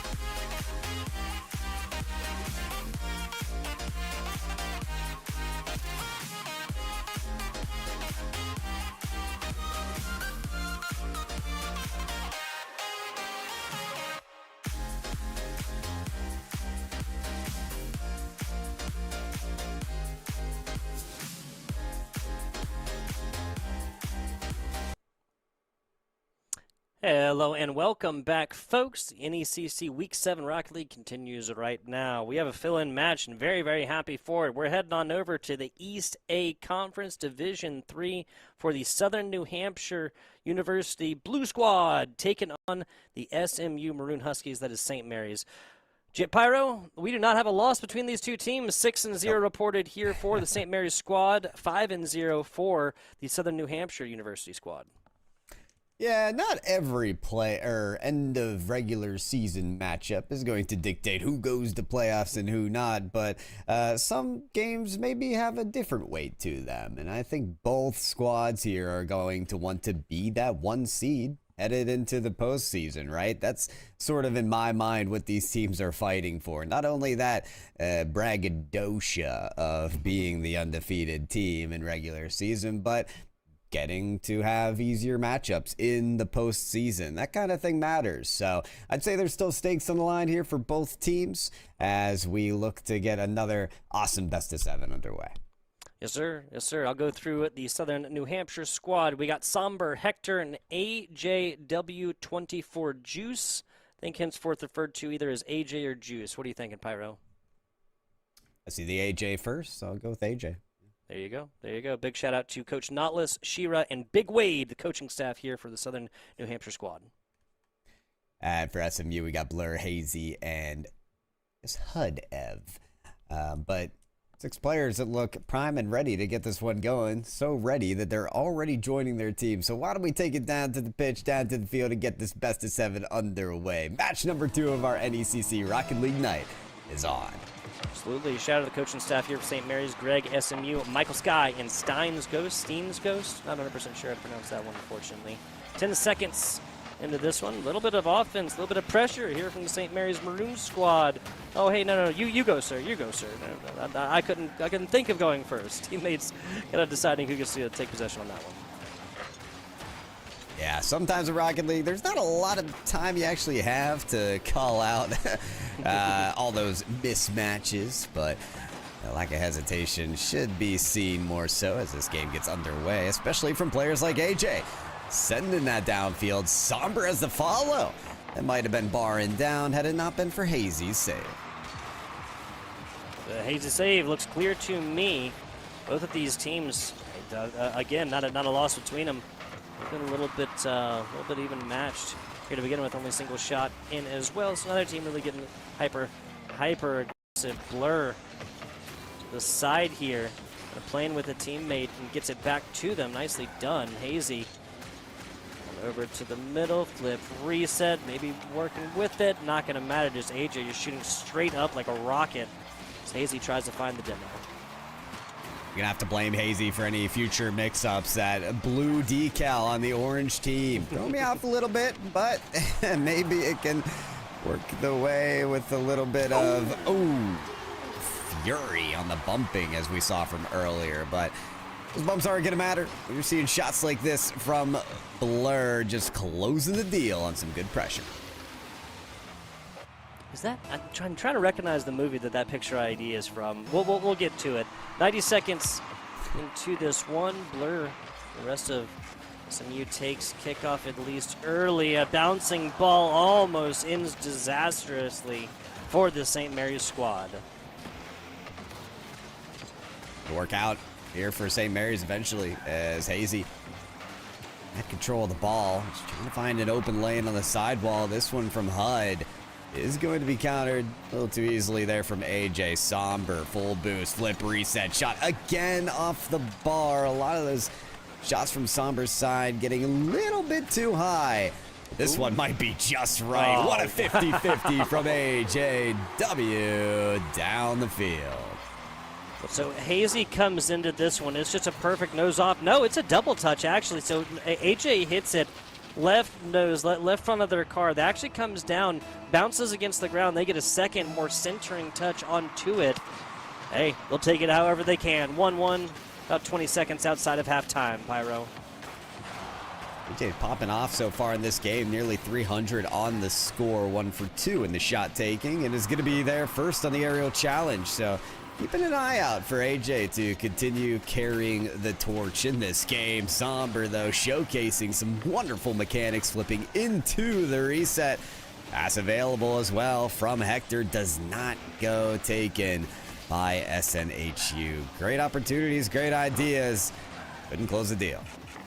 The Somber would have liked to have been at a better angle at that one, but now taking it down the right wing. HUD last there for the teammates. You saw Blur kind of down low, very little boost. Hazy not with much more, but still being to be able to make this thing work until a cutaway. Hector taking this one away. HUD's got to send this one up and over. A little bit more centered, and AJ would have had some trouble times getting to that one. Somber with some more mechanical brilliance is prepared for that ball on the ceiling. AJ's going to get a very high pass that's right above the opposition, but a little bit too high for Hector as well. Just wasn't able to get the shot to go. Somber staying right behind that ball, forcing the 50-50. It's not making the St. Mary's defense any more easy, as they are still crowded around their goal line, trying to send away every single shot. A demolition should help, though. It opens the area a bit. You can see Hector wants every chance that this SNHU team can get, still jockeying for possession. Decent centering attempt there from Hazy. He kind of meets him and escorts him on in. Like, no, you don't go there. That is restricted airspace, my friend. Somber tries another centering shot and immediately snapped toing it as the St. Mary's defense. Speaking of, Hazy bounces this one down and actually kind of puts it right in the hands there. That's way too fast of a shot off the bench for Hector to come in and corral. Thankfully, AJ is able to kind of center this one up, even though possession does given over. Sombra from the back wall. Plenty of boost, but gets tapped on the backside, and Hazy is forced to run this one down. Yeah, that wasn't really the follow that Hazy was looking for. Kind of misjudged the ball's coordination in the corner and then had to chase it back. And that's kind of put SNHU back in the driver's seat. This one off the midfield, countered well by SNHU. They don't want to give up on the possession, not yet. Somber once again following this ball to the backboard, picking up the bump, and it's creating a pathway for SNHU to maybe score in regulation, but only about 10 seconds to do it. This is Hazy's clear, countered well, pass over to Hector. That's up high. Maybe Somber's ready for the shot. Certainly was, but Blur gets maybe the last save required as this ball hits up off the ceiling and back to the ground. In their overtime situation, that'll be the 3rd time that we have been blessed with that so far in our Rocket League stream here for the NECC Week 7. Hector up to it, tries to get wheels onto the wall and does.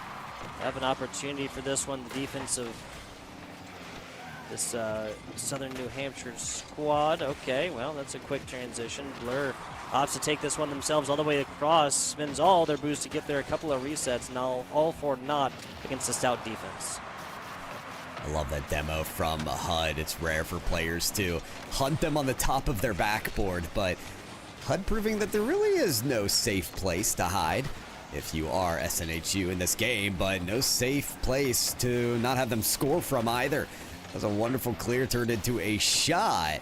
And this one does the same, though Hector's there to displace of it. Blur has the open net, if not for Hector. 0 boost and the save. And look what SNHU can do off of very little boost. They're still able to take this one away. Somber, mechanical warrior of this team, another flip reset towards the net. SMU knew better, though. They had the save ready to go. HUD puts his nose up and against the corner, and AJ just kind of parks the bucks and waits for it to come in to try and get to the other side. HUD, this will be centering, completely comes up for it, teammate does, but yeah, this is just two really, really great defenses. I mean, you'll remember that one shot that to even get this to a 1-1, 2 total goal situation was from this SNHBU Blue squad that was a really hard defensible angle, we'll call it, at a fast trajectory, fast speed with which it came in. Sometimes that's what's required to score in these high-tension moments. Both players flying right past the ball. You can tell it's a little bit nervy right now because not the most perfect touches are being made. Somber has maybe showcased some of the most interesting touches, though, between the flip resets and such, but that last touch is going to give away too much space for St. Mary's. It's HUD to relieve it, or Blur Gets a zinger off the side wall. That's an absolutely perfect angle, 120 kilometers per hour. It's tough to predict the angle. It's tough to get there once it's coming in that fast. I think it's like 80 miles an hour or something like that. Pretty crazy. Take a look at the scoreboard as of right now. Somber really kind of making this their own. 5 shots from them, 6 total shots from the SMU squad, but it's going to be another quantity versus quality question. Malibu's most wanted. That's what it is. There for Blur, the picture ID. That's what it is. That's what it Here, is. I thought you were wondering about Despicable Me with the minion that Somber has. I'm like, really? You forgot about Despicable Me? No, that one was easy. That one was easy. Dude, maybe 2 different vibes taken from either team. And if South New Hampshire are being too carefree about it, they need to lock in.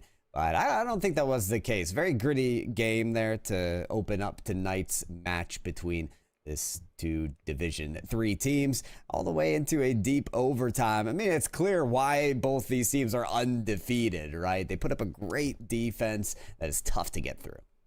Yeah, there's really no complaints about either of these teams' 2 defenses. I mean, if you really had to split hairs right here, I guess I'd say that I mean, SMU came a lot closer to being scored or to completely shutting out their opponent, given that, you know, really, really hard defensible angle on the one goal that was made there. But at the same time, this is a squad. This is not a squad that they just went forth and just scored a million on and did not go to overtime. We watched that. It was about half of a Rocket League game. Well, listen, these teams need to be ready for a lot more Rocket League as we're into only game number 2 of this series. And they need to prove some more paths to be able to score. Hazy might do it themselves. Kind of fakes high, goes low. Hector did a great job of staying in front of the play, though. Was ready to play it at any angle. And Hazy's going to make way for it themselves. Flip off the side wall. Falls into nearly the reset. As Blur covers that angle. SNHU really being called to make the best defensive plays. Somber, what a jump on the goal line to take that one away as well. Hector trying something down low, gets a one-on-one, but again, just parked the bus. Believe that was HUD. Met him there, blocked it away. Still on the offensive stance will be this Somber-led SNHU Blue squad. Now, quick transition. Blur gets it to the corner, and another big old clear. That's a centering attempt against the back wall. Somber does get this up and over, kind of away from the source of danger. Yeah, but he'll fall near that one with no boost, so tough to make something out of it. Hector called to action on the goal line. Blur leaves this for HUD, has the reset, double tap, opportunity, and takes it for all that it's worth. Yeah, it seems like up close and personal, in your face, is how these 2 teams really are going to have been opting to play offense in this game number 2 so far. After, you know, long sweeping passes and aerial acrobatics just didn't really pay the bills in game number 1. HUD getting the first one on into this one. Let's take a look, and we have 5 total shots here from the SMU Huskies, St. Mary's University squad, and Cerro from the Southern New Hampshire squad. HUD back at it. SMU, no breaks in sight. So right off the kickoff, they are right back at it. This shot taken from half court, though, will test the defense of St. Mary's. HUD at the half court line is able to transition this rapidly across the way. Redirect will miss the mark, but it does keep SNHU and their defense on site. Long clear. Taken up well by HUD, but it may have to play another shot as that touch from AJ goes nowhere. It's back in SMU's hand. Yeah, nice job splitting the defenders on that one, just finding space simply that a player was not. AJ, another redirect, forced to come up to it. Not sure if that would have made it in. I'm not sure if I'm the side of St. Mary's if I wanted to find out. That's right, get in front of it while you can. Hector, big demo, that one wide open for the taking of Somber. It was a crossbar earlier, it's the post now, but they're able to seal the deal. Yeah, great job taking advantage of the St. Mary's squad that was simply cheated up just a little bit too far, and this is the exact opposite situation of earlier, of them just finding open space on one side. The demo was just a little cherry on top that really made this less of a probability, statistical unlikelihood. That's what I'm trying to say. It made it much more definitive. Stats are looking even as it looks at the scoreboard, at least 1-1. Will be another overtime, still half the regulation to determine that. AJ has a great follow-up opportunity on the counterattack here. Never found that bump or demo. So perfect on those lead blocker plays. Blur underneath this one, gets some good height on the ball. AJ just gets the tip of their Fennec on it. As Hector flies underneath this ball, Hazy tries to take advantage, but Somber bails out the defense in time. Bud plummeting down to this ball just to continue the offensive rotation. The pass over to Hazy was on target, but Hazy maybe just a little too late to the play. Will the individual effort be enough? Oh, as the aerial just gracefully meets the ground. A little ping pong action in the same situation as a result. St. Mary's still in the offense. Pass again. And was that Hazy? Yeah, that was Hazy again. I mean, the pass that time seemed a lot slower, still not accepted and played upon. Yeah, listen, the opportunities, they're present, but it takes every puzzle piece coming together perfectly. And sometimes it's easier said than done. Blur, what an attempt on the read. Somber able to slow the play down, get the reset. It's a 1v1 now, and Somber, what a fake! No flick comes through, but the touch on the ground is the last one to get past Hazy. Yeah, so Somber 3 saves, that equals the total saves for SMU. 4 shots and a pair of goals, the only 2 goals here for this squad. 533 points. Crazy stuff, crazy stuff. Somber really putting the Jansport on, as we'd say. It's getting it done for the squad. Still a 1-score differential, though. St. Mary's got that 60-second drill or so. Some fancy footwork and even better plays, trying to get involved with it. Blur, I think, was going for the defender there and actually ended up hitting teammate. Centered ball, that's going to be played for Hector. Hector burns everything he can to try and get to it. Pass ball, that'll be hit and posted out. Oh, right when they needed it. Devastating. That's one of those corner shots that looks like it's either going to bend in or just spit out. And unfortunately for SMU, they caught the latter. I love that read on the sidewall. It was a great pass to a teammate that I don't think had that expected. And now it's just 15 seconds. You've got to force the issue here if you're St. Mary's. Takes it straight to the ground. Somber gets the easy counter, and they're going to be beating Blur to the ball as well as nearly bumping Hazy out of the way. AJ tries to kill this one. Bud keeps it up for Hazy, who hits this off the ceiling, has maybe enough power to reach the net, but it's not quite enough. SNHU will tie up the series. Best of 7 boiled down to a best of 5 as of right now. Same scoreline, slightly different way that they approached this, right? St. Mary's taking it down in overtime, SNHU getting it done in regular time, and 9 shots attempted here for SMU versus 6 on the other side. Another quantity-quality question. And in a large part, Somber just really putting this entire game within his realm of influence. Fantastically done here. Ending scoreline is exactly as I quoted it earlier. I'll quote it again, though. 4 shots, 3 saves, and 2 goals. Yeah, I like how you mentioned Somber. I mean, the stats show it, but so does the style. I mean, I've been really impressed with Somber's quickness to the ball, as well as their meticulous approach to 50-50s, flip resets on every aerial. Yeah, the crossbar and the post is hit sometimes, but they're injecting the creativity that this team needs to get past a formidable defense. It definitely was a factor in putting SNHU over the top in game number 2, and it may continue here right off the kickoff. Somber a part of it, but in rare form does not pick up the reset. Yeah, it kind of comes up to it and ends in an awkward hit against the ground there. Right back to it, though. Picks up a little bit of boost now with the assistance of the teammate. Okay, HUD. Again, the defense is... I think they've learned the value of not getting fooled by the fanciful handiwork up top when this is coming in aerially. You have to assume they have the boost. You have to assume they have the skills to pay the bills. Now just block this ball before it comes in. Just boil it down to the basics, right? That's what you got to do. That's why a lot of time in Rocket League, the recommendation, work on the fundamentals. You get those down, you've done 80-90% of the work. Be a strong contender in this game. It's the fundamentals that are the toughest in this ones to keep consistent. Somber's gonna kick this one down the field. Says, yeah, sidewall is part of my fundamental. It's not a problem for me. As this one in center field is gonna be contended against. That's Somber again on the aerial play. Tips it right across to a teammate, and what a pass it was. AJ sends that directly to the back of the net. Somber comes up and does 2 of these. There's the third touch. Everybody is going to be alerted. Air raid sign or air raid noise is going to be signaled for, right? Just a simple pass to AJ and a 1-score lead here for SNHU Blue. Then at this point, and especially with what they've showed me that they can do up in the air, perhaps they just needed a little bit of starting up, a little bit of shaking the rust off or something after that game number 1. Could very well be the case.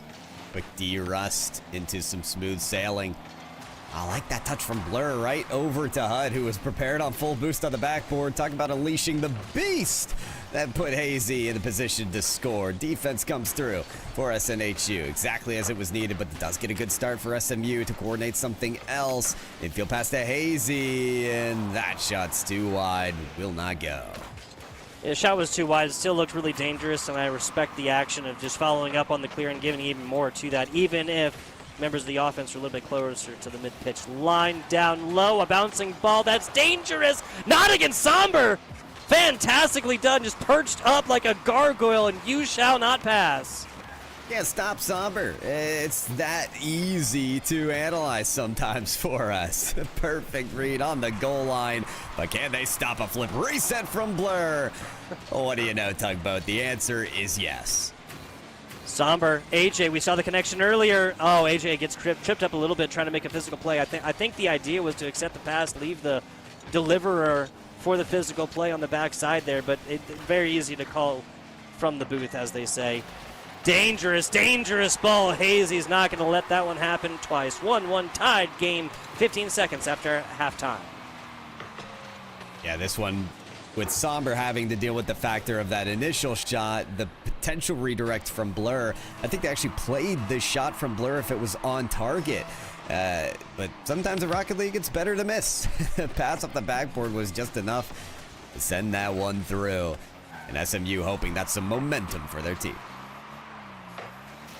Gotta hope so. Down low. Wow. Okay. Easy peasy. One of the easiest ones there for Hazy as they get up. Or no, excuse me, that was HUD?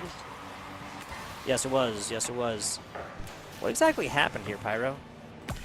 AJ's there on the rotation and has the save, if not for the bump. He got just chipped on the way of the offensive rotation from SMU. And we've seen bump plays be so pivotal tonight to scoring those goals. It was for the lead of SMU. It's up to them to keep it, though, for a whole 2 minutes. Not something too easy against this high-powered SNHU squad. Nose up to it. Almost beats the player there, but Somber actually pays for it afterwards. Kind of feinted like they were trying to play this to the corner and then just waited for Somber to bite into it. Respawn player Somber is back.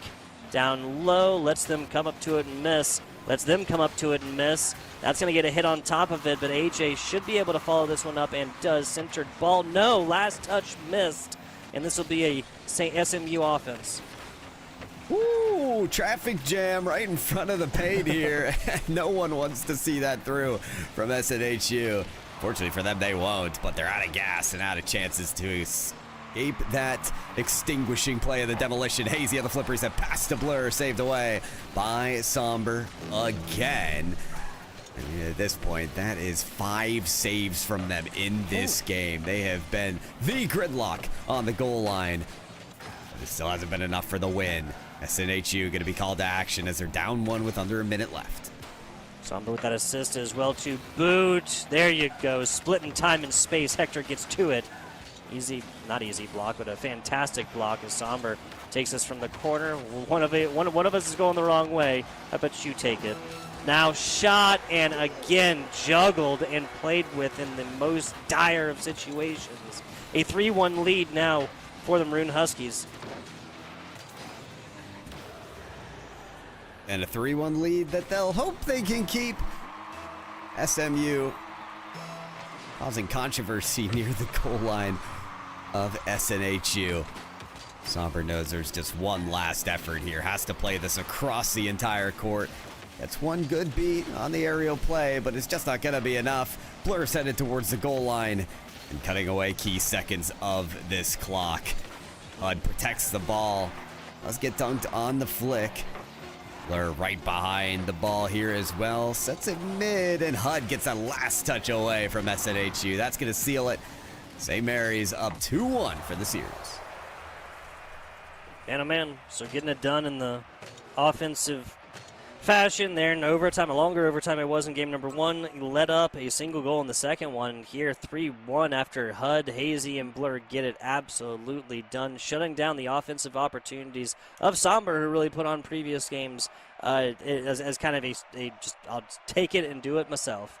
4 shots for each of the players of SMU, 4 for Hud, 4 for Hazy, 4 for Blur. A couple of goals there from Hazy. Even Blur, who did not get a goal, did come out with a save and an assist. So well-rounded Rocket League going to rule the day again there in game number 3 and a 2-1 lead in the series for the SMU Maroon Huskies. Yeah, it's not often you see the same shots from all the players out of the Huskies, 4 for each of them. And we talked about quantity versus quality in the last series. Is it worth it to have all those shots and all that pressure sometimes if maybe your shooting percentage isn't that good? Well, it is when your defense can back it up. And keeping your opponents to just 1 goal was exactly the solution for SMU, as they'll hope to do it again. We're into game number 4. It's been a night of full best of 7s. To game 7 on the last one. This one looks even too, but SMU with now the chance to turn the tide. Yeah, you know, we've been talking about quantity and quality a whole lot when it comes to the number of shots and obviously how good they are. Let's quantify that a little bit. What do you feel like is a great total shots attempted to goals made? Like, obviously, 5 for 5 it would be fantastic. Generally, you're scoring 5 goals in a Rocket League game, you're going to take a W. What would you say would be, like, ideal? An opening goal's pretty ideal for SMU. Huskies, as they do close in on the first one. I think it comes down to the shooting percentage. I think often players are looking for maybe over a 30% shooting percentage. It does differ upon your strategy, right? Do you want to keep a long-standing possession, or do you want to play defense and play for your counterattack? It's going to depend on the strategy, but it seems like both teams' strategies working out quite well in the first minute as we're all tied up at 1. Yeah, I was trying to get in the nitty-gritty and talk philosophically about Rocket League. These two teams, both of them score a pair of quick ones, and it goes from 0-0 to 1-1, man, about the space of about 20 seconds. So maybe we'll talk quantity later. 45 seconds into this one. I'm just asking the deep questions, man. They're the ones scoring. I know, right? Well, listen, they said quality, quantity. Why don't we just show you on the scoreboard what we think? As it's nearly a second for SNHU. Another shot fired, this time by Somber, is well and good saved. I mean, the defense really coming up for the Huskies. They understand that SNHU are coming in with the firepower. Speaking of which, it's countered by SMU very nicely. Hazy to themselves off the ceiling, double demolition. Surely that's enough for a goal. And it is. All the reinforcements depleted for SNHU. Yeah, a couple of situations here. Oh, that's really what this boils down to. AJ picks up big boost along the corner as this situation is unfolding. Teammate says, well, I know Hud, and Hud has got this open net goal. I'm going to go for the demo, and does, thereby pretty much guaranteeing that this one is going to go in. Yes, some of the hardest shots in Rocket League are open net situations. No, Hud did not have a problem with that one. Not whatsoever. As it's going to be SMU looking for some momentum in this game as well in this series. Another demolition from Blur makes the jump all that more tough for SNHU to pull off defensive plays. Well, how about the crossbar helping them out there? That one was too close. 4th man undefeated. It's always satisfying to watch a play go off and kind of go pretty much about how they drawn it up. A slower down play, but that ball is not dead or away from the source of danger. AJ with some fancy footwork gets that centered up for just a minute, but this might actually be disadvantage for the side of SNHU Blue. Hector realizes this and takes it super high, super aerially and vertically, I should say, to try and purchase the team a little bit of time. But this is a high-flying offense, and Hud purchases a second one. 2 shots, 2 goals, assist, and a save. Hud is a well-rounded player indeed. I mean, SMU are just so good at capitalizing on these moments where the ball is at the goal line, right? they're playing not only the horizontal, but the vertical. That's the second time they play the ball to themselves off the ceiling. And SNHU are just getting punished for leaving that space open. SMU taking that space as much as they possibly can. Somber trying to prove that maybe the vertical space is to be proven by themselves as well. Another flip reset play. A passing play as well, but it doesn't connect. And SMU finding themselves ahead of the play once again. That shot just off. It kind of interacts with the teammate negatively, unfortunately, on the back side right there. You can definitely see what they were trying to, they're trying to flip under this ball, get a better look onto it. Nothing flashier than a bicycle kick goal, especially when it's slow against a trio of high-level, D3 players like we have on both sides of this pitch. Now bouncing ball down low. AJ, that's a pre-jump that actually gets there, but teammate hits teammate. And that's the second time that SMU has done that in about the space of 20 seconds. For me, that's the difference between these two teams, because that double commit there from SMU should get SNHU a great chance at scoring, but no one's really around the paint there to punish the mistake and crash the boards versus SMU, who are always ready to punish those mistakes. You've got to be vigilant, and sometimes that requires your team to have better positioning near the net. SNHU, they have to not really pick and choose here because it's coming down to a minute remaining, and they've got 2 goals to make up for. Good. Stops the possession, gets it to a teammate right at mid-pitch. Blur. 2 teammates right there for the side of SNHU. Nobody's going to bite the bullet for it. Blur tries to make him happen on that one. A pop play up and over. And somebody get the band fitted. HUD has got a hat trick. Again, they're just unafraid to be in the right position at the right time. It's bold to charge your way upfield when you know that pass might not connect, but this team has trust. And with trust comes some incredible passing plays. A 4th goal feels like it'll seal the deal for SMU to win their 3rd game, but they still got to close out. Yeah, 3rd game not in a row. Like you said, still have to close out. 40 seconds is technically enough time, but it basically require an SNHU goal like pretty much right now. And this is not an SMU squad who's going to give over possession, do pretty much anything but rocket this against the top rafters. Every time this ball touches the top rafter, you're talking about 3 seconds minimum burned off of this clock. And that's before they even can make like a real shot attempt or play at it. And other than that, pretty much lived in the opposite side that this SNHU Blue squad needed it to go ahead and call it at this point. 4-2, 1-5, whatever the ending scoreline here, it will be going the way of St. Mary's. Ooh, I thought you were onto something there, that a goal would be scored at this last second. Especially as Huskies have just been working the net time and time again. This should be a signal flare for SNHU to say that, okay, any hesitation we have as a team needs to be cut away. The Huskies are just way too confident, way too perfect on these passes as well. You're looking at 4 goals, all assisted there, Tugboat. That is trust, that is coordination. SNHU have to find some way to disrupt it. Yeah, and it's been going either way, right? Like, yes, HUD got 3 of those goals. Yes, they have an assist because Hazy benefited from HUD getting it to the teammate and realizing they're paying attention to me.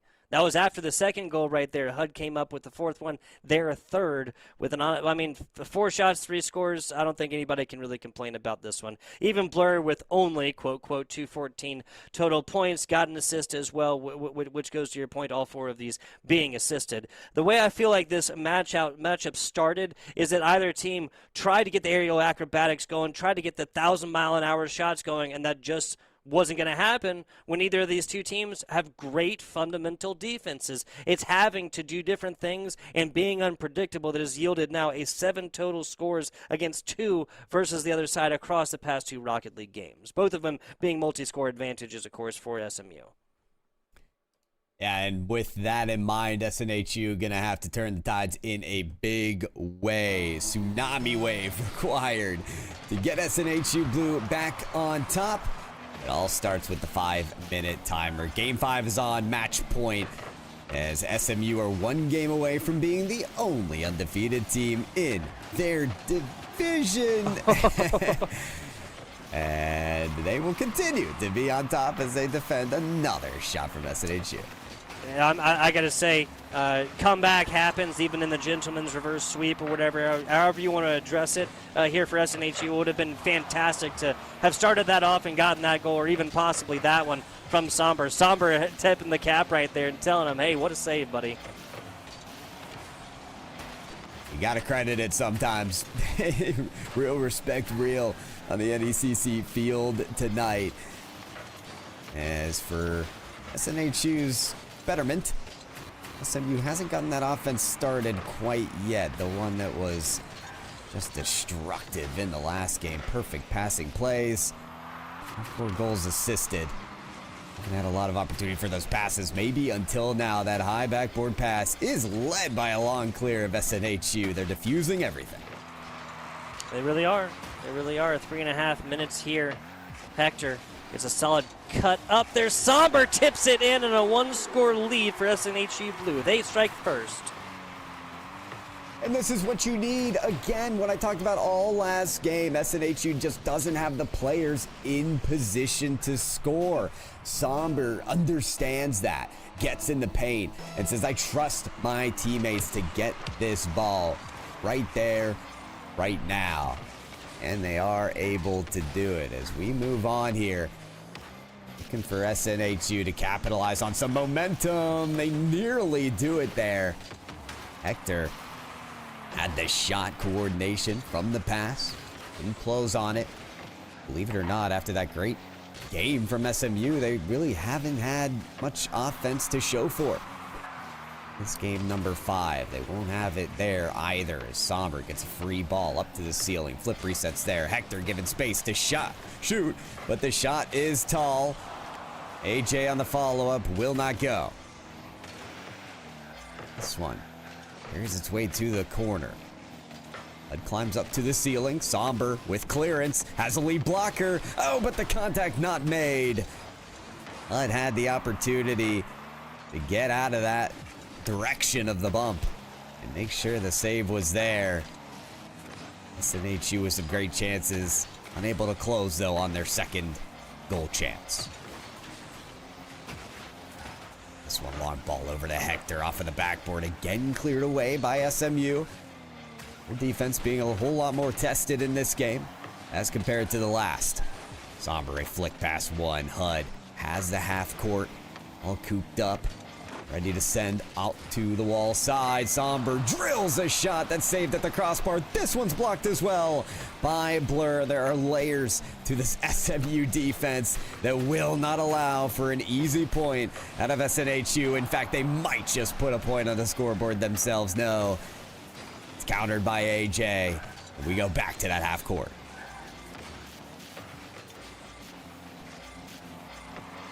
Hazy with that flip reset aerial down the way, though, as AJ saves yet again. And Tug, we have just been back and forth on this one somehow, some way, still at that 1-0 scoreline. And it seems like they're not having issues centering this ball up as a pair of demos come in. Somber has to get there and up against the sidewall again, but nobody there to really accept this. Hector continues and keeps the drive alive. Defense chips this one up and over. SNHU been enjoying a lead for a while. They have, but it's not one of those calm leads. It might be now, though. Somber has been doing it all on the attacking front. Reads their own pass here, and yeah, there's little place to go there if you're going in for the squishy save on no boost. Brutal play there from Somber to put the team up 2. Yeah, and we were talking about earlier, there's another example of it, and utilizing horizontally. Another one, Somber, okay. Unfamiliar with your game, my friend. 7 shots attempted, 3 goals in. Hat trick there. We have 2 shots on the other side with a total of 7 saves. Tough to blame SMU. I mean, you want to go for that heavy cheat on the kickoff to try to make this a quick 1-point game, but where there are risks taken, there are rewards stripped away, and that's exactly what SNHU do. Somber, right place, right time. A lot of this game, improving some fantastic mechanical plays as well. Putting SNHU in a great spot to turn this series around. HUD, champion of the previous round. Can't really get this one to a teammate. 40 seconds to go right here. Soon enough, we're going to find a situation. There's just not enough sand in the hourglass, Pyro. Certainly doesn't feel like it. Interesting to see because it was the same case for the other team. I mean, we have completely 180 flipped the script on this series, and it's all due to, I believe, this change in an approach for SNHU. We talked about players just not being in position to capitalize on good passing plays or maybe bad mistakes from SMU. This time, Somber has just been ready to feast in the paint. Been exactly where this team has needed them to be all series long. They could make this series go the distance as they take a second win halfway to that eventual victory. Yeah, 3-2 going on into Game 6 here in a second. Somber once again just makes this their own, kind of showing a little bit of resemblance, but in better form than that Game 2 is a 2-1 victory there for SNHU Blue after the overtime loss in Game number 1. Perhaps this is two teams that just need to have their champion go forth and kind of support it from there. And then when it best can support them, right? When they can use surprise and trickery, things that are unpredictable to their advantage, then get it more so to the teammates. Because I'll be damned if Somber didn't just take this game and make it their own. Couple of the passes there, assists coming from Hector. So it's one of those situations where it's not a full solo performance, but at the same time, you still do need a player to put the cape on and be the hero, right? That finishing factor is oftentimes missed from teams who don't have someone who can execute the way that Somber has been doing. And it's impressive as well because it's not like Somber is kind of hid their cards the whole game. And, you know, this is a player who's been flip resetting with every chance that they can. The Huskies know to defend this player when they're in the position to score, and they're still able to make those shots happen. So game number 6, one away from a second Game 7 of the night. Let's see what they got. It's already been a couple of kickoff goals here on broadcast today. Trying to make that an issue, and will not, at least early. Somber over 1. Somber sticks to the ball here, tries to get to the teammate. I believe that was AJ. Yeah, AJ across the middle there, and that's just sniffed out quickly. See if this win from SNHU gives them the motivation to turn it into momentum. Hector, bullet of a shot. Saved there by Hazy, and Blurred perfectly times that path along the big boost to pick that up. AJ's gonna go for the bump as Hector looks to close on the deal. That's what I mentioned, that finishing factor, a requirement for teams to score. Fair, completely fair. We remain 0-0, about 50 seconds into this game. Nose up to it, and actually gets it over Hector. Maybe some alarm bells being sounded here for the blue squad. Hazy comes into it, might look blue, but that's enough ender as they flip and try and pick up some corner boosts, and just an easy pickup, kind of handed it on over towards HUD, said, hey, I don't have enough to carry on with this one. Somber. Kind of a slow approach there, seeing if they can juke out their opponents, and that's clearly not what happened as the ball travels across the field, forcing AJ to make that third man play right off their own post. Again, we talked about this. There is no safe area on the field, especially not when Blur's putting up plays like this. Okay, so because AJ is like outside of the green, kind of looks so like that outside post color. When it gets blocked, I'm literally thinking the post jumped out and punched the ball or something like this. The ability to keep this play alive and get the second touch here, fantastically done. Maroon squad, the Husky squad, the SMU squad, be really, really happy for that consistency of play. Oh, I love that from Somber. Just didn't have enough width on their shot. Too narrow. Speaking of narrow lines, that one just barely saved. Again, defensive masterclass tonight, as everyone required to make these split-second reaction plays. They're all done so beautifully well. Talk about this scoreboard could be 7-2 right now. but instead it's 1-0 because we're getting some great saves. Entirely fair. It's 3 of them coming out from AJ as well. Getting it done on both sides of this field with a shot attempt, albeit in 0 scores, about halfway through this game.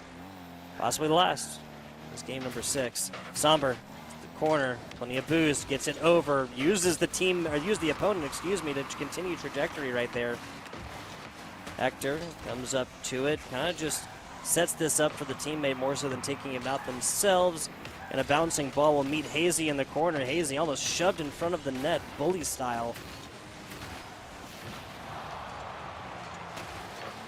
Oh my, it's one of those scenarios right now where SNHU wondering when that first goal's gonna come around, and seeing a couple chances fly by the wayside doesn't help their case. This 1-0 scoreline isn't so menacing, but as the time ticks down, it is the death clock for this team on their undefeated streak of this division. Will SMU be the team to close it out, as SNHU may not be as prepared for some of these shots? The pinch play nearly making a second goal for this game, and from SMU's behalf, Blur just not being able to score that one. Down low, Blur follows up the miss at least with a demo here. Somber tries to get the back wheels onto it to stop and pop this ball in a bouncing motion for a teammate. 70 seconds or so. Blur sends it skywards, tries to get the top right angle onto it. It's just going to go on over the way to the SNHB squad. I was going to say they were operating a little bit slow there earlier. That's the kind of snap to it of this, and I need to see out of a squad that is facing elimination. Oh, well, there's Blur with a flip reset. AJ sends it skyward. Hazy up there to counter it. They want to keep this possession. They want to get that insurance on the scoring. Unable to do so, though. All 3 defenders firing away at that ball and able to kick it out. AJ, though, knows that most players are going to go for boost, though, so wants to find the avenue around the defense. Couldn't do it. HUD's still not fueling up, but able to play a part in that defense. 30 seconds remaining. SNHU have to take every risk they know. AJW able to put a shot up. Somber didn't connect on the bump, and somehow Blur comes up with the save. Yeah, that was the best laid and drawn up game plan of attack here for SNHU Blue and on broadcast that we've seen so far. They slowed it down. They did not shoot in until they are ready, but best laid plans once again. Laid bare. HUD comes up to it. Last bounce territory. It is. And this SMU squad is going to be able to take this one down in 6. I'll tell you what, if you're SNHU, you just put your hands up and you say, hey, we gave it our all. We did literally everything we could to keep our undefeated record going. But kudos to St. Mary's Huskies. They absolutely earned that victory. SNHU diving in with that 2v1, trying to get the bump. Blur evading the bump, getting the save. I mean, that was just magician's work to keep the lead. Well done to the Huskies. They'll be the undefeated squad for this division. Yeah, and how about, this play doesn't happen without a solid and accurate amount of confidence within your own skills to just simply get to the goal line right there, right? It's not once it starts crossing, it has to be 100%.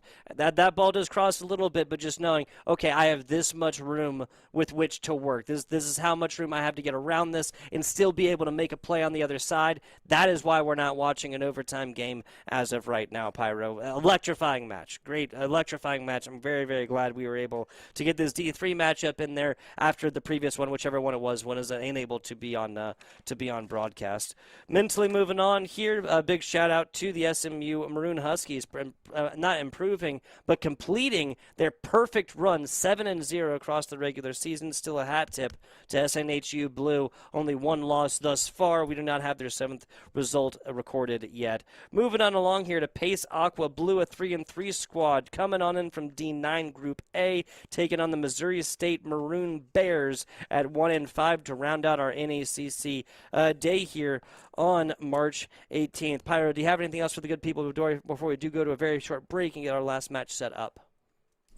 No, just stay tuned because this is the end of the regular season and there's still so many teams fighting to get to that playoffs. So stakes are high. You're going to want to stick around.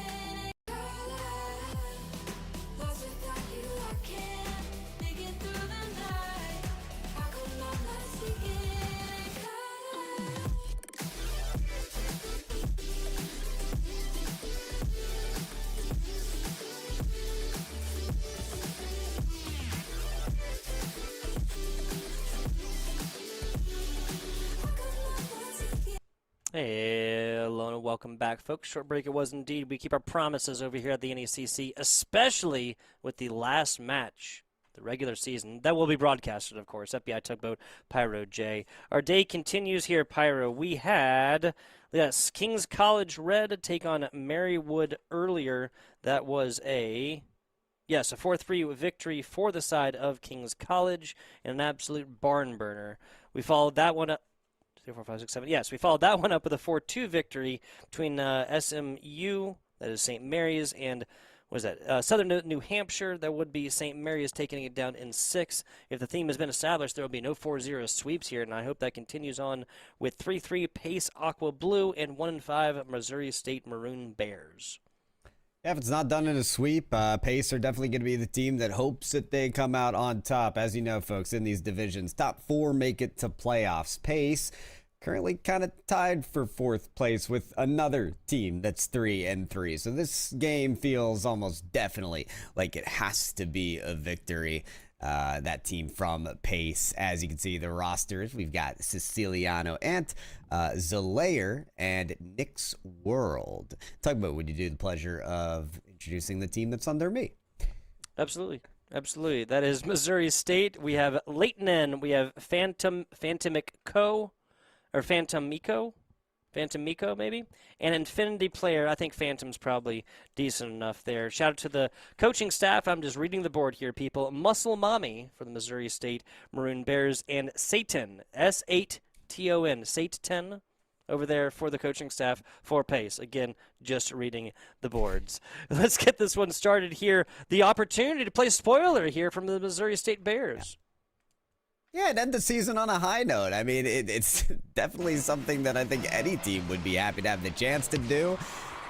And that is exactly what we'll see here at the start of this one. Division 9 for NECC. We showcase it all here on the main stream, and we are getting it right here. Pace Aqua, fortunately, going to be on that blue side. Missouri State going to be on that more maroon side as well. And this one, we don't know yet. Tugboat, 3-3, 1-5. It may not matter. We might still get that barn burner.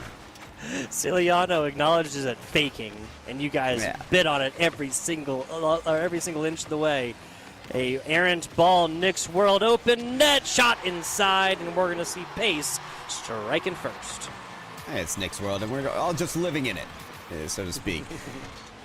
It's a great turnaround at the half-court line, and great all control as well at high speeds. I mean, these Division 9 teams have a way of kind of surprising you how much ability they have here. Just starting out here in game 1 as well. If that's what we start out with, who knows what we'll see next. Yes, Division 9, I think it's fair to say we will not be seeing the triple flippy resets, aerial aeronautics, everything else like that, but still high level and well-coordinated Rocket League. Siciliano Ant just kind of waits for this one in the wings, and that's going to be the second for Pace in just a little bit. I think one of the most interesting things about this level of play, which has only impressed me with every play that we have seen so far, is that we're at the end of the regular season. Teams know what works for them, right? True. Maybe you can't do everything in the book, but you have a general idea of what's going to work for your team, who's going to be your sharpshooter, who's going to make those big defensive plays. And, well, right now, just about everybody from Pace Aqua Blue has made out with a goal, each one with a breadstick, not a donut, in the goal column. That's going to be a great start for them. Next will make it 2. Okay. There you go. Nick with the second one here. Got an assist to boot. Siciliano Ant gets the assist on this one. 60 seconds, 4 goals. I hope the writing is not on the wall, and I hope we get a little bit more of, honestly, just cleaning up a little bit of kickoffs here for Missouri State would at least guarantee them a little bit more playing time. Yeah, a couple of goals there happening off the kickoff. Nearly a third one in a row. Siciliano Ant puts up a zinger. It rattles right off that crossbar. Love hearing that ding sound nowadays, but okay, Nick is stopped just in time by Infinity Player. We are finally getting that counter for Missouri State. But yeah, I agree, this team just needs to go back to the fundamentals on the kickoff. Make sure you have that first shot covered. Siciliano Ant been snapped to it on the ball pretty much so far. Leighton comes up for it. Teammate going to be able to make contact. almost gets to the wall here. Ciliano and wants to just continue on this progression. See, Layer tries to put this across the backboard and get it back to themselves after their two teammates had taken on a shot attempts their own. Ball is deaded right here across 3, and Ciliano and hot play up. Tries to send it over and let the ball do the work. Well, it's going to be on the follow-up there. Phantom doesn't get this one. That is going to be a block, though. More methodical one for them. They try to get it to the ground. Not going to happen. Ciliano and still up in the face, up in the grill of this defense. Wow. This is stop after stop. I'm so impressed right now by Missouri State. No matter where this ball is being shot from, there's someone to cover it. And Phantom has impressed me the most. You had that kind of weak clear that might turn into a rebound by Pace Aqua Blue, but the perfect aerial to get right behind the ball and ensure there's a 50-50 there. Those are the kind of plays that builds the trust in the team to have the right defensive rotation. Make sure there's always someone on the ball. There's going to be needing to have someone on the ball on that shot. Zelayer setting up for the follow-up. There's the flick, and it's on target and in. Nice. Zelayer making that Scarab look good. Absolutely, absolutely. Rounded top, I will use that one. All the more with which to pop this ball over you, my dear. 4 shots, assist, and a goal there for 2 goals for Zelayer. Wait, 3 shots, save, goal, 2 goal. Yeah, I think I said that right. Nah, English hard. Listen, forget about the details. All you need to know is Scarab good. Okay, and I love this because Rocket League is one of those games where the players have determined there's only 2 important cards, the Octane and the Fennec. We need more variety. Players like Zelayer, even players here like Phantom are strutting their stuff in a different kind of ride. Well-known Tesla enjoyer, Pyro J, I hear. Okay. Shot me? down Yeah, well, low. I don't know about that. I'm totally messing with you. Shot down low here for Ciliano, 6-0. Not really anybody in sight for that map. I'm picking up what you're putting down now. The variety enjoyer. Anything on the road is good. Yeah, well, each your own. But Ciliano Ant is going to maybe just showcase variety in the way of a topper.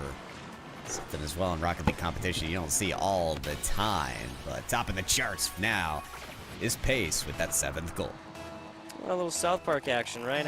I gotta say the crossover potential obviously limitless within the great game of Rocket League, and only gets wider every single day given the support that the game gets, we'll say. Ciliano Ant be able to get a shot attempt onto this one. Fendi credited again with the save across the middle. Leighton and flips up to this one, hits it just a hair too early. No fret. Teammate Phantom going to be able to make a play onto it. Maybe get it back down onto the ground eventually as we hit about 75 seconds.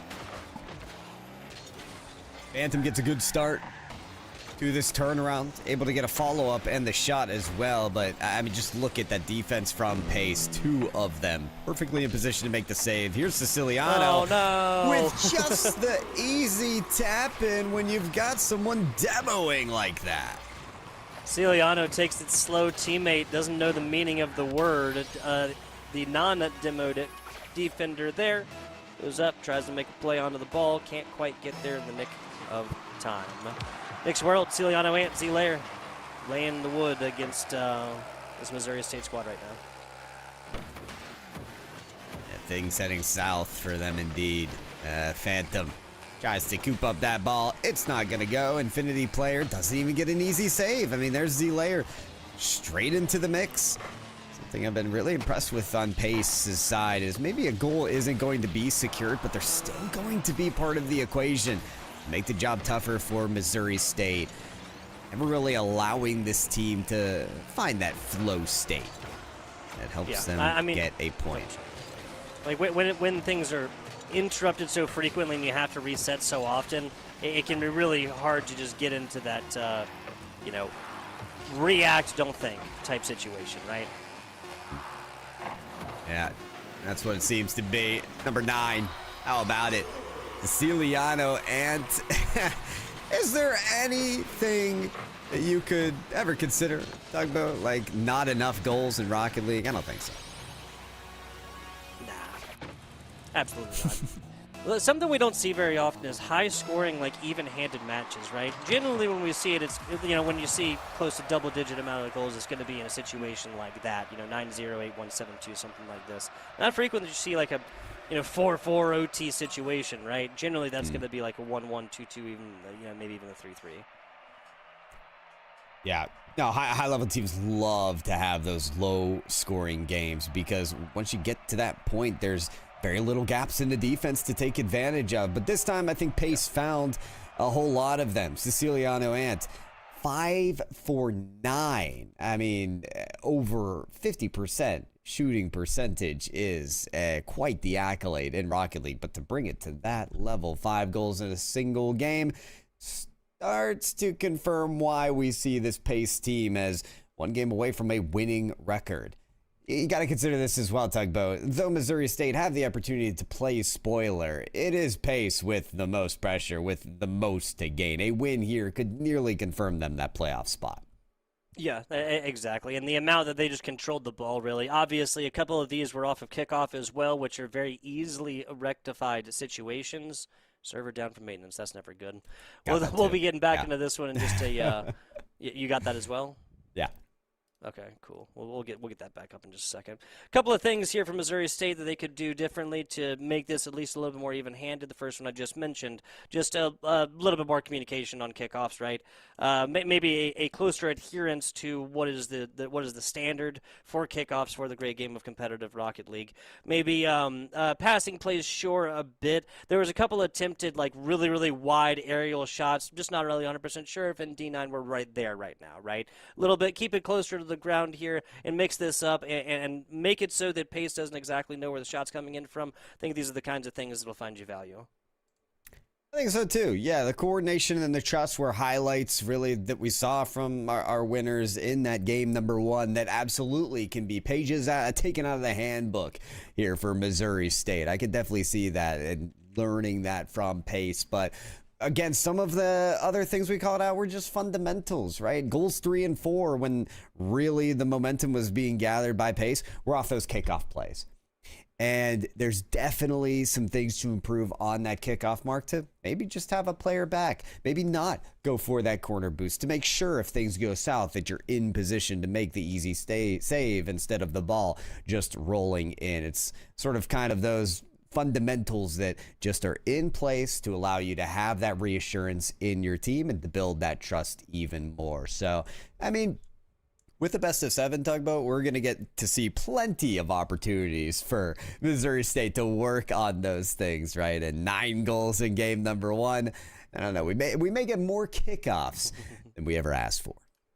Hey, who knows? I think that this is kind of harking back to what you were talking about and respecting the basics as the foundation of higher level Rocket League play, right? And I think a lot of the reason why this is it doesn't need to be communicated, right? Everybody generally understands how Rocket League is played when it comes to basics like rotation, kickoffs, passing plays when you just don't have a shot, other things like this, right? And so this eliminates this massive need, or sometimes a massive need for like the immediate snap-to-itiveness communications that sometimes you don't have time for, right? When you rely on the basics, everybody's on the same page. That's kind of why we're hammering this home a little bit, and I think that really really does come true again off of kickoff. I think that is inarguable. Right.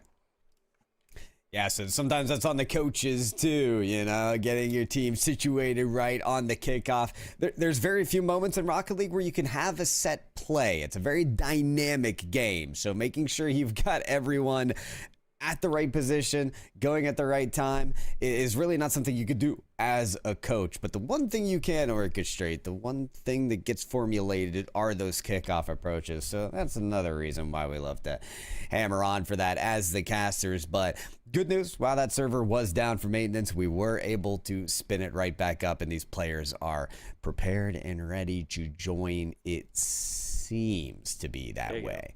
We were waiting on Tugboat. Sorry about that, guys. I kept pressing 2 when I meant to press 1. It wasn't just you. We had a player join the game early and make the timer start. So you are quite all right, Tugboat. Don't worry. Wasn't it's not my your fault. This time it's not your fault. I'm not letting you get away with it next time.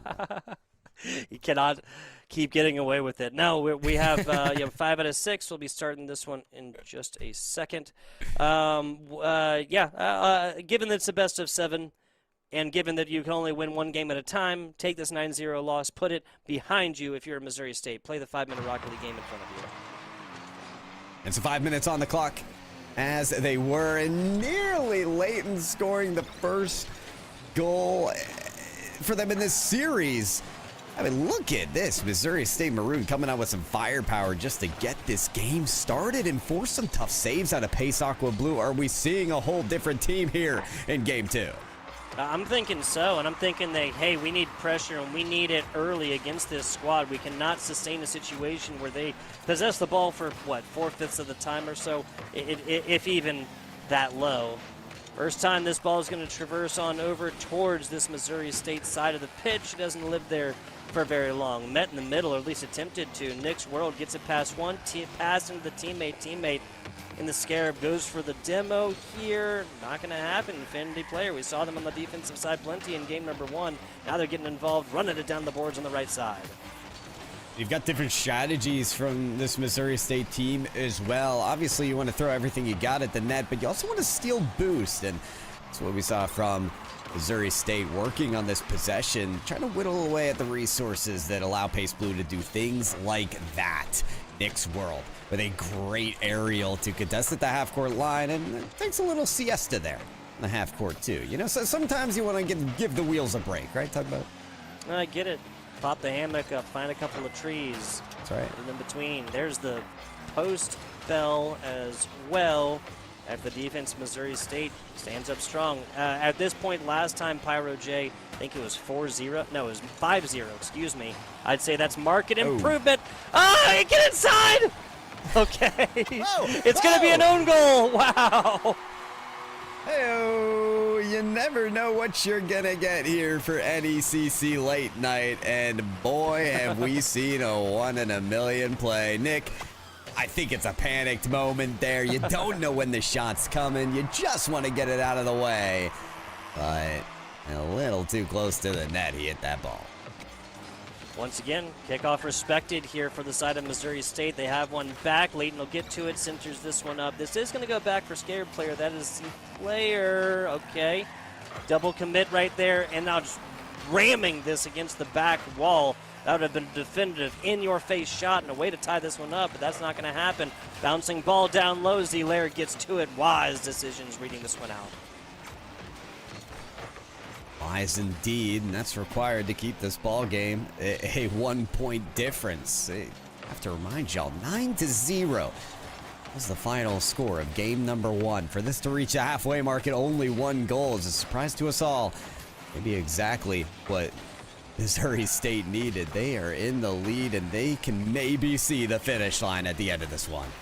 Ciliano and gets a nose up to it. Nick's World set up pretty well. That's a little bit to the outside, and 1-0 we remain. Ciliano and goes for methodical plays that he's tried for in the past. This Garrett player, Z-Lair, actually sends this one way, way high. Good job bouncing the defender on the way out, but defense, that's not what their mind's at.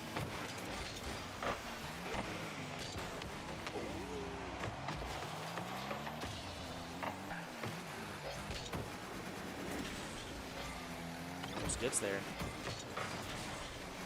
Yeah, it's a lot of defense right now out of Missouri State Maroon. I mean, they have done their best to keep this ball out of the way. Unfortunately for them, there have also been some missed shots there from Pace Aqua Blue. But how long is that supposed to last? I mean, they need to survive another 90 seconds.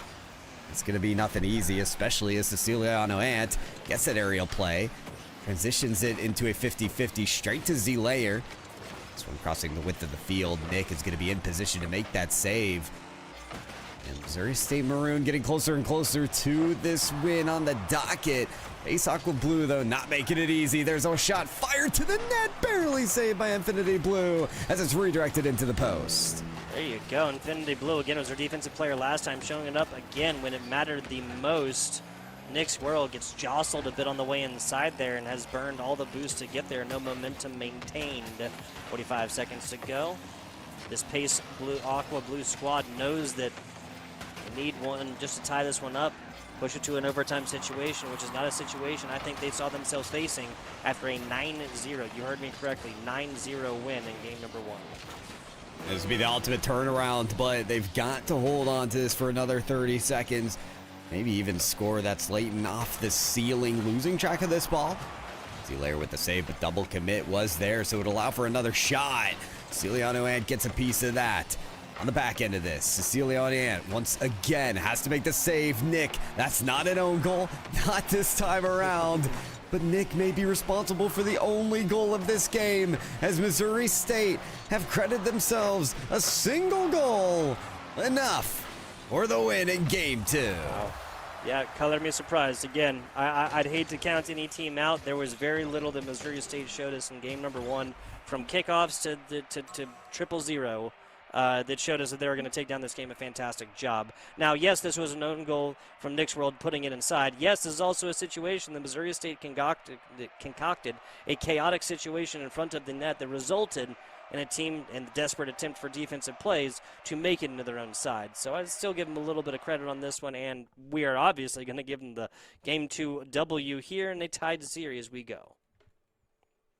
Almost wondering if this was like a mental warfare play from Missouri State. You know, let Pace rack up the scoreboard so they let their guard down for game number 2. It almost feels like that, the way the Missouri State looked like a whole different team in that game number 2. But I wouldn't be too comfortable if I'm Missouri State. I would say that Pace Aqua Blue had very close chances of scoring. And it was that own goal after all, the reason that Missouri State scored. We still don't know what to expect as this series continues. That's a good point. Members of Pace have technically 10 total goals to their name and none on the other side. Regardless, the scoreline gonna remain the same. Leighton getting it back to a teammate, but gets demoed along the way. About as bad as a situation as can happen. Phantom sees the light at the end of the tunnel, comes down forward, a pop play over, and Phantom gets this one in. Missouri State strikes first again.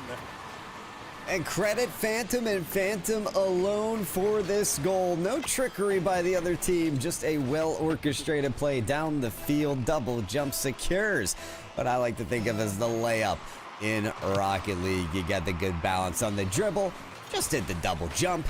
It'll climb right past that defense. Something else that we mean when we say like methodical Rocket League, almost like a, kind of dribbling through the legs of a guy in basketball or something like this. Kind of the same sort of idea. 45 seconds in, Missouri State enduring a one-score lead. Of course, this is where the scoreline ended. The end of game number 2. Leighton playing this one far back and bites to the right. Ceciliano Ant goes to the left. Something about a dribble play up the middle of the field, Tugboat. I don't know what it is, but it is producing results for both teams now. Ceciliano Ant put that little flavor onto the ball at the very last second. That's the defense. Well, this kickoff looks fantastic for Phantom. It's another double jump into nearly the goal. Ceciliano Ant, a wonderful save. Well, hit on the way out there from Phantom in the situation he wanted to keep his nose right onto the backside of that ball. Ceciliano Ant sees it again and finds pay dirt. Second goal in about 20 seconds, Pyro. I feel like I've seen this before. Oh yeah, it's Z-Layer being absolutely brutal on the goal line. Yeah, I just want to hear the comms right now from Pace Aqua Blue. I just imagine it's Z-Layer yelling at his teammates, hold on, I'm coming. Bang, demo for the goal. Hold the door, Nick's World. Back pass, Z-Layer getting involved. That's decently centered. Phantom having something to say about it, though. Picks up corner boost on the way. This looks like it could be something beautiful, a bouncing ball. Oh, I didn't actually see Ceciliano Ant. They're going to pay with their Rocket League lives. Making an influence upon that ball. Z-Layer, another demo, up close and personal. It's there, Z-Layer, the Scarab gets it. Bug plays, reign supreme. Z-Layer finds this one.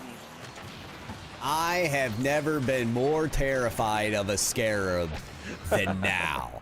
The headhunting we have seen from Z-Layer between this game and game 1 has been tremendous, because demos are a skill. There's so many players in Rocket League that love to complain about it and say it's the least skillful part of the game. You gotta be precise.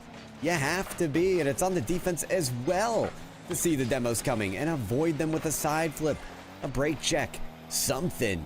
Z-Layer has been on top of it today. And Phantom, for where we're playing in D9, has been a great job for getting this one aerially and showing that they can escort this ball, not just along the ground, but up above the heads of defenders as well. Comes up for it. That might actually, just a little bit too high. And Post reminds us of it. I was going to say that coordination looked bad, right? The interaction between the two of them looked bad, but ended out with almost a perfect shot. Sometimes that's the way this beautiful game goes. It can be glory through the chaos. But which team will actually succeed through all of that chaos? It's still yet to say. Ace Aqua Blue have seemed to find their form once again, but plays like that from Phantom make me second guess that this will be a pace win. Phantom has been delivering some great aerial moves, and if it hasn't been for Siciliano Ant's perfect defense, we would see just about a tie game 3-3. Yeah, and we are seeing both teams mostly dedicating a player back. Z-Layer, the Scarab has got to get to it, cuts left. I think they just got their tires down at a really weird angle. Not 100% sure. Nick's World, this one passes them by. That's a bouncing ball going the wrong way, and a bad play here for Pace members. Back to a 3v3 after the demo, as this one's just hanging out in the corner for time being. I love Z-Layer putting it in reverse for like a full 5 seconds. It reminds me of those RC car toys that you played with as a kid. If you back up the tires enough, it charges up all the energy for it to just be released and send forward, and that's what Z-Layer does. Charges up the power before they gun in for those demos. Maybe not just demos, though. There's an attempted shot there that's kind of pitter-patter to the defense, but Z-Layer trying to do it all in this game where they've been a significant factor in putting up this 3-1 lead. Infinity player getting involved as well. There was about halftime or so. They had not made very many touches on the ball even, so single-digit points or something like this, but a trio of saves since then for Infinity player. Offense mostly being the role of Phantomic Co. As of right now, 35 seconds to go. Offense not getting relieved here for Pace Aqua Blue. And why would they? They just need to burn time at this point. 30 seconds left. Pace Blue hoping they can get back to their domination. They might just.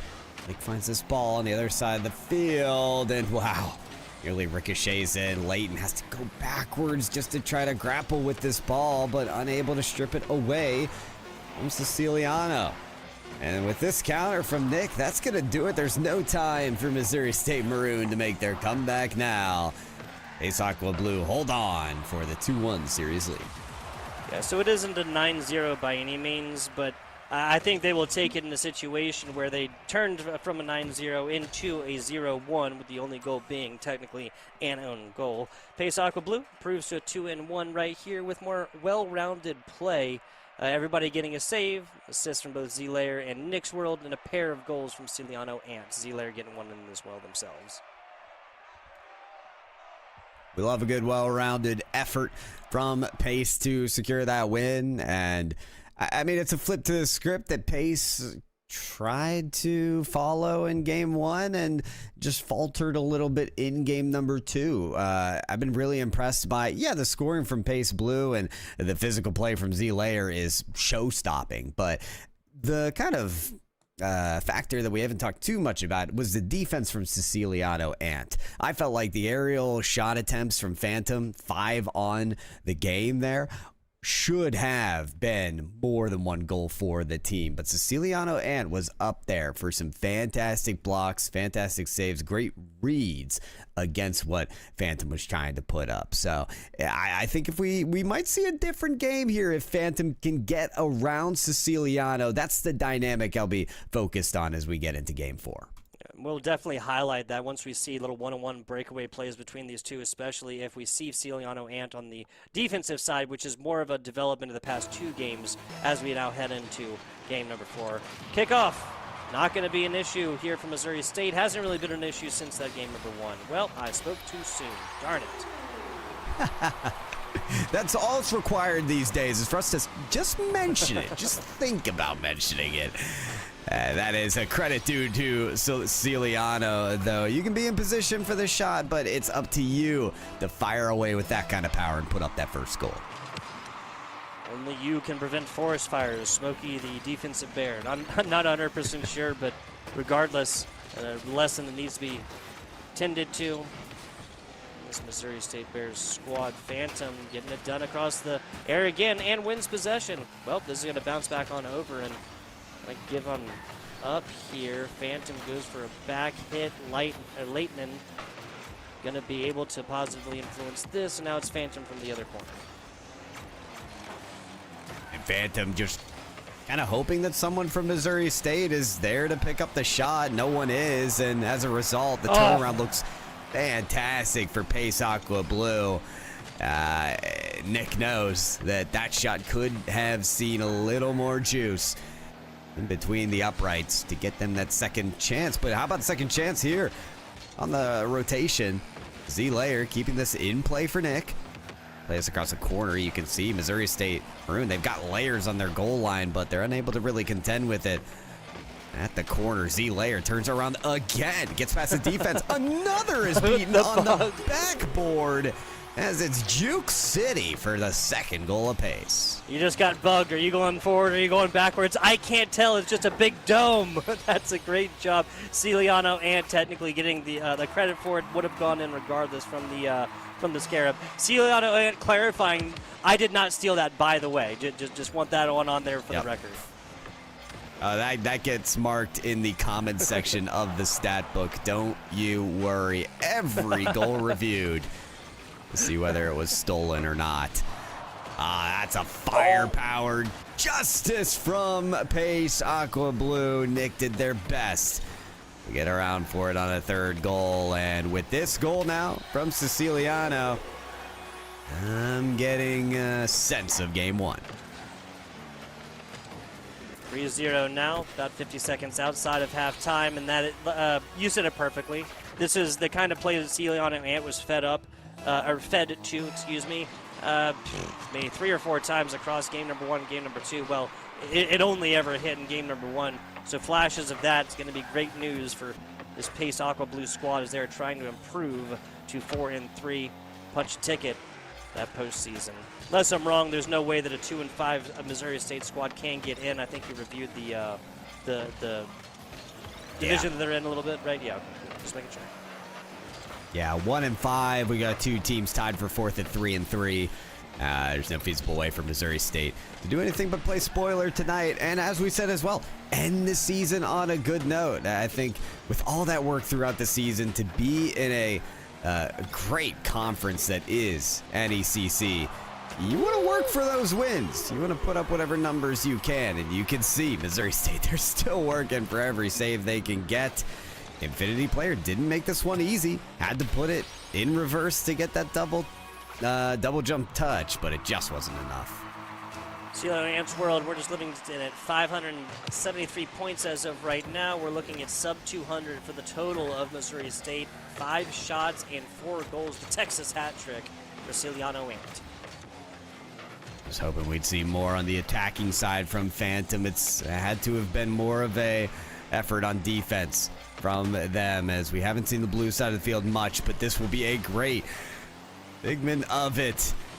An opportunity given up to Z-Layer, who put up a wall against this attempted clear. There you go. The Scarab once again comes in. That rounded front gets it. Ciliano Ant reminds us that was just a luck shot. Ciliano Ant, once again, the player who did not steal the previous goal. Very important to remember. Yes. Yes, I now have that highlighted in the comments section because of its true importance, along with a couple stars indicating luck on the last 2 goals. All that in the stat sheet and very possibly more as 2 minutes remain still in game number 4. Goal number 6 still pending from Pace. 100 seconds as of right now. Takeaway there from Nick's World. Quickly gets to it was Phantom, I believe, there. Gave him a little shove, took away possession. Pressure. Not going to find it on this one. Ciliano Ant won't off their 6th shot, excuse me. What was that, 6 or 7?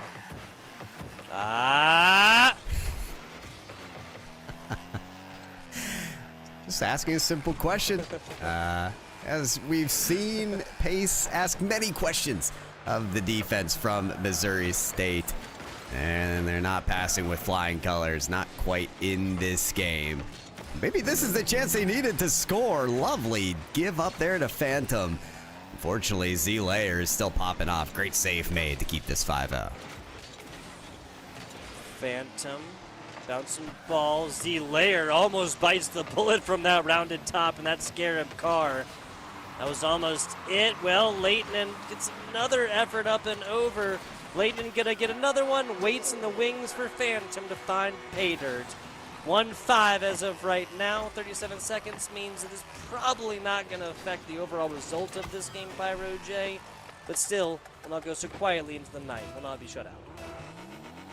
That's important with the series still alive here and a game win on the board. I mean, you want to give a little bit of faith to Missouri State, and that goal might just do it for them. You can see it on the screen, though. 30 seconds. And if your Pacers still work to be done, they scored at the dying seconds of game 1, even when they were up 8-0. This ball will not be taken up by Infinity Player. Instead, Nick takes it around that side wall. Siciliano flick towards the net. Tries to get that second touch, but is set away. Phantom bumped about, but that long clear could put them in position to score. Z-Layer cooped up in the net. Keeps it out. And there you go. 5-1 final score. Pace go to match point. Yes, they do. Yes, they do. This one, So it just kind of seems like the middle meat of this series, the 0-1 victory for Missouri State, obviously, and then the 3-1 much more manageable win for the side of Pace. Just kind of seemed like that was the more competitive aspects of it. This last one, especially given that was last 30 seconds, 45 seconds or so from Missouri State to actually find Paydirt finally. And then, of course, the 9-0 shellacking that Pace gave Missouri State in game number 1. There's certainly an option for this Rocket League any given Sunday. Anybody can take down a couple of games and extend the series. Will it happen? That is yet to be seen here from Missouri State. Even the 1-0 right there, I just want to see a little bit more of what they played right there, which was just more balanced Rocket League, which is what we've been talking about pretty much this whole match. Yeah, definitely balancing it. For this one, it was just a lack of possession and ball control. We saw way too much of the orange end of the field here, and it wasn't until later in the game when it was too little too late for Missouri State to shift gears. However, we saw this domination in game 1, and then game 2 was a completely different story. I think for Missouri State, it's important to remind themselves that every game is a clean slate, and every game is a chance to win 1-0 in goals. That's what they did in game 2. It's what they're going to gun for in game number 5. They got to put up that stronghold of defense and make the case for some kind of goal in this game number 5. So let's get to it. Match point here for Pace Aqua Blue as we continue this series. Yeah, I mean, we see a squad here. Missouri State strike first. Going to be put themselves in a fantastic situation to get it back here. And we're back to cameras. Not done with our casters quite yet. Is is there an issue? Oh, game crash. Phantom's game crash. Excuse me. Sorry about that, guys. So they went on, got that done a little bit. But, okay, yeah, let's talk a little bit about this since we have a couple extra seconds, right? What exactly can Missouri State, what can these Maroon Bears do to bring this one back and at least claw back this game specifically? Not talking about the series necessarily. Obviously, it's still possible, but this game specifically, the Rocket League game in front of them, what can they do to bring this one back? I think they need to leverage their strengths, which is a lot of the cases for teams that fall behind like this and have kind of this hot or cold sensation in the series. They have these hot games, they have these cold games. They have clear strengths in the game. And for a team that has struggled just to score, I think the key is going to be getting the ball to Phantom. A lot of the times, Phantom is the one to start the attack, and they'll get a great pass off the backboard or a pass from the sidewall, but no one's there to necessarily score. So if Infinity Player and Leighton aren't going to be in position to do that, they may have to lead the charge, lead the attack, get that pass out to a player like Phantom who has succeeded in the aerial gameplay. If I'm their coach, I am encouraging this team to get the ball to Infinity, get the ball to Leighton on the counterattack, and for Phantom to just try to read that next play wherever the challenge goes and score from there. They need that extra factor on their attack right now, as I think Phantom has a little too much pressure on their shoulders to score. But Tugboat, that's half the battle, right? That's figuring out the attack. The defense is another story. You have a team of Pace that has scored 9 goals in a game, 5 goals in a game, right? Figuring out that attack is one of the many battles that they need to win in this game 5. Yeah, I have to agree with you all the way through. Feeding Phantom seems like, and I'm not going to call it like I'm not going to use the term cheat code or anything else like that, but Feeding Phantom seems like it's been a part of games they've been closest in thus far. Obviously, the game 2 right there where they took the W down, and then in the third game where they only lost by 2, that was, again, decently close until the very, very end. Let's get back on into this one and get it going here for the 5th game in this 3-1 series as of right now. Pace Aqua Blue rocking a lead by 2 right now. In the series, not in the game, obviously. Yep. Yeah, we reset it to 5 minutes, making sure all players are ready to get in there, and they are. So we are on. And like I said, the tone may need to be set early for Missouri State. So they've survived the kickoff. That's one battle won. They get the shot on target. That's another big one. But it's just off devastatingly. Frequently are. The most heartbreaking of Rocket League plays when it's just off the boards. Leighton coming off of those boards from the corner here, nose up and gets it to a teammate. That big pop play will result in a teammate continuing the trajectory of this ball. A bouncing one, and Z-Layer just watches it all the way through. Was this touched again? No, Z-Layer played the touch, expecting a shot from Phantom, and that is the perfect moment to drop a faking in the chat from Phantom if they wanted to. Just like, yeah, of course. I didn't mean to hit that ball. That's exactly why it went in. That's exactly why. Just like we drew it up. 1-0 lead here in early for the side of Missouri State. They certainly needed it in the series that they're down 3-1. 4 minutes to go as Leighton hits his backwards up over a teammate. Opponent going to be able to positively influence this one towards the middle of the net. It was just a scrum on the right corner. Nick's World has the boost to jump up to this one. Wait till it gets down to the ground with a trio of defenders here from Missouri State just lurking. Cue the Jaws music. Yeah, it's starting to feel like that. A little bit menacing. You don't really want that ball to exist in the corner for that long. It's just giving too many chances for Pace to leverage that position. Fortunately for Missouri State, they're unable to do so. And we're in a different corner, the one on Pace's side. Nick doesn't like to see that. A hard clear turns into a shot. Leighton in position to make that save. Gets the ball away. And Siciliano wants to keep this one alive. It's countered out to the midfield. Z-Layer's going to abandon the net. Go for the shot. The second chance for Siciliano will be saved, though, by their arch nemesis, Phantom. That's done. Phantom tries to get this one across mid-pitch. Has his contraband looted from him. Back to the same kind of position that this Pace Aqua squad has been in for quite a while, not just this game, but match in general. A bouncing ball in Ciliano and once again demonstrates the value of not always just like 100-mile-an-hour home run hit shot. This is just a weak bouncing ball. If he hits this fast, it probably hits the ground, and Infinity Player has an option to block this one away. Also getting those rebound efforts to be very convincing for Pace. I feel like we've seen different efforts of Z-Layer. One that likes to play the all-time goalie in the net. One that likes to go for the demos. But in that sequence was the one to assist. Was the one to set up with the pass. And it's important to highlight those roles that Z-Layer has played for the team to secure those points for Pace and tie this game up. Gotta agree with you, Pyro.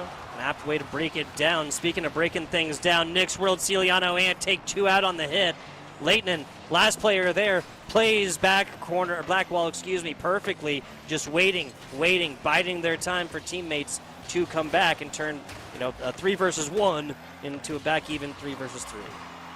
Whoa, Siciliano nearly scores that one.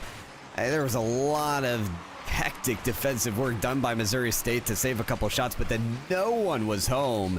Siciliano thought they could snipe that last chance, but it went too high. And so their chances of taking the lead will sky right past their opportunities. But Phantom off of the backboard sets up for Leighton, who was in position this time. So I'll give credit to them there. I'm so glad we got Ciliano Ant's view at that one, right? And not necessarily the miss, but like literally like covering the entire screen, just like a red blur, and then going the other side. Another setup coming down low, and it's bounced off to the right side. Dangerous balls, but not shaking their boots as Pace Aqua Blue. Z-Layer, love that dribble, turn it to a flick. Here comes Siciliano for the passing play, but this ball should be high and wide of the net. Tough one to score if you're on the side of Pace. Now crawling around this corner, Z-Layer gets the stop, gets an extra stop, and continues to fight for this ball. War being waged, Z-Layer will not let up. Next World. Great job cutting to the middle of the field. That ball continues its trajectory. There's nobody behind this one. And another errant ball gone way, way high. Realizing that one, Ciliano Ant spreads the field and backs up a little bit more and kind of respects the defense of this Missouri State squad. 30 seconds away from overtime. Color me surprised. Yeah, it is a little bit surprising, and I think the onus is on Missouri State here. Can you survive to an OT and continue to prolong the series?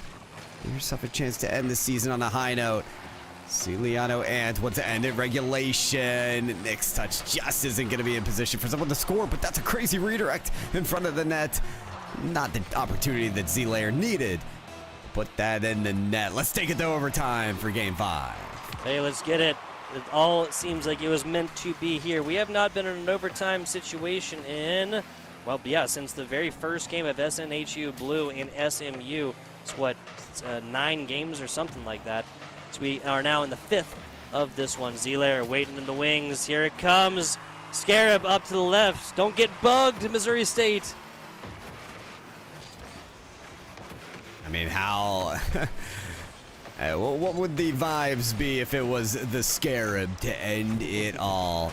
It would be harmonious for Pace, but probably not the tune that Missouri State want this game to be sung. Siciliano Ant might be the more likely result here, as they have been a striker for Pace Aqua Blue. The question is, are they a clutch shooter here in OT, where a goal could be between them and being playoff bound? That could be the case. Siciliano Ant was in position to score, but what a stop from Infinity Player. Fantastic save, Infinity Player. He's been the defensive foundation for this squad thus far, and shows up in overtime, purchasing them a little bit of a new lease on life. Bouncing ball, Ciliano Ant. More centered angle would have been beautiful. Up to it, 1v1, and he loses it. Next World puts it back in the same exact place. Across the middle! And the two players meet as one and negatively influence the trajectory of that ball. And Missouri State happy to see it. Breathes new life into this team as Leighton nearly gets this ball around for the team. That is going to be Nick. Barrel this ball downfield. That's the key. Demo from Z-Layer. Pass from Nick. And the goal from Siciliano. The perfect 1-2-3 from Pace wins the series. Yeah, this really was. You had everything on this. You had running, sprinting down the board as quickly as you could. You had physical play, and you had a beautiful pass resulting from that open net. 2-1 victory here for Pace in a 5-game series total. 4-1 victory in this best of 7. Fantastic job, Leighton, showing up on the defensive side there on the other side as well. Yeah, this ended out really well for a game that started off completely one-sided. So. That's right. That's right. It was much combative of a match here as Missouri State really fought for this game. Never have I seen a series begin with a 9-0 game of Rocket League and then be this cutthroat and barn burny. I love the fight from Missouri State. Yes, they're down in the standings. Yes, they were so far down in the series, but they never gave up, never gave in. And that's the mark of a true competitor, right, for Missouri State. Their season's going to end at 1-6, but they should really look back on moments like these and say, there's promise in this team. If we have that much determination through every game and every match, then you guys can go really far with that mental. But kudos to Pace Aqua Blue, right? They were tied coming into this match 3-3 with another team tied for that 4 spot of the top 4 that gets sent to playoffs. So they put in the work. They did everything they needed to give them the best chance of securing playoffs. Good for Pace. Yeah, absolutely, absolutely. And check out, folks, the League OS over there if you're curious. The team that they're also tied with 3-3. You can get results, everything else over there. NECC.v1.leagueos.gg. A lot of dots in there. That's gonna do it. About do it here. Well, we had some electrifying Rocket League when we expected it. We had some electrifying Rocket League when on paper records for teams were a little bit different. Still ended out in some pretty exciting and electrifying Rocket League here. I want to take this opportunity to go ahead and give a big shout out to our production staff on the day, and that is Chippy. Fact remains that Pyro and I are just 2 fantastically good-looking guys in our room screaming about Rocket League without our production staff. So we are very, very much thankful for them and making our jobs as casters just that much easier. We're going to have some more NECC esports tomorrow. Same time, same channel here on the main channel. Pyro J, do you have anything else for the good people before we do bid them adieu? Not whatsoever. Just get geared up for some playoffs. That's the next time you'll see Rocket League on the NECC channel, Medi Esports, for the next week. So the regular season has been a blast, heck of a spring semester. But yeah, Tug, tell us what else we got for the NECC squad, because I think we're headed on for some more esports action tonight. Oh, more tonight here. Excuse me. Yes, League of Legends. No, yeah, League of Legends, Rainbow Six is live right now over there on NECC 2, little first-person shooter action. If Rocket League is not your bag, League of Legends tomorrow as well, and Overwatch on Friday. Very much appreciate y'all, and I'd very much encourage you to watch all of the NECC last week of the regular season before we hit the playoffs to have kind of a little bit of better idea of what to expect for those playoffs when we do get there. For now, though, I am FBI Tugboat. You can find me at FBI_Tugboat literally everywhere. That's Pyro J. You can find him over there, PyroJ_ over on Twitter and pretty much all socials, right? That's right. That's right. Absolutely. Absolutely. Appreciate y'all for watching, and we'll catch you on the flip side.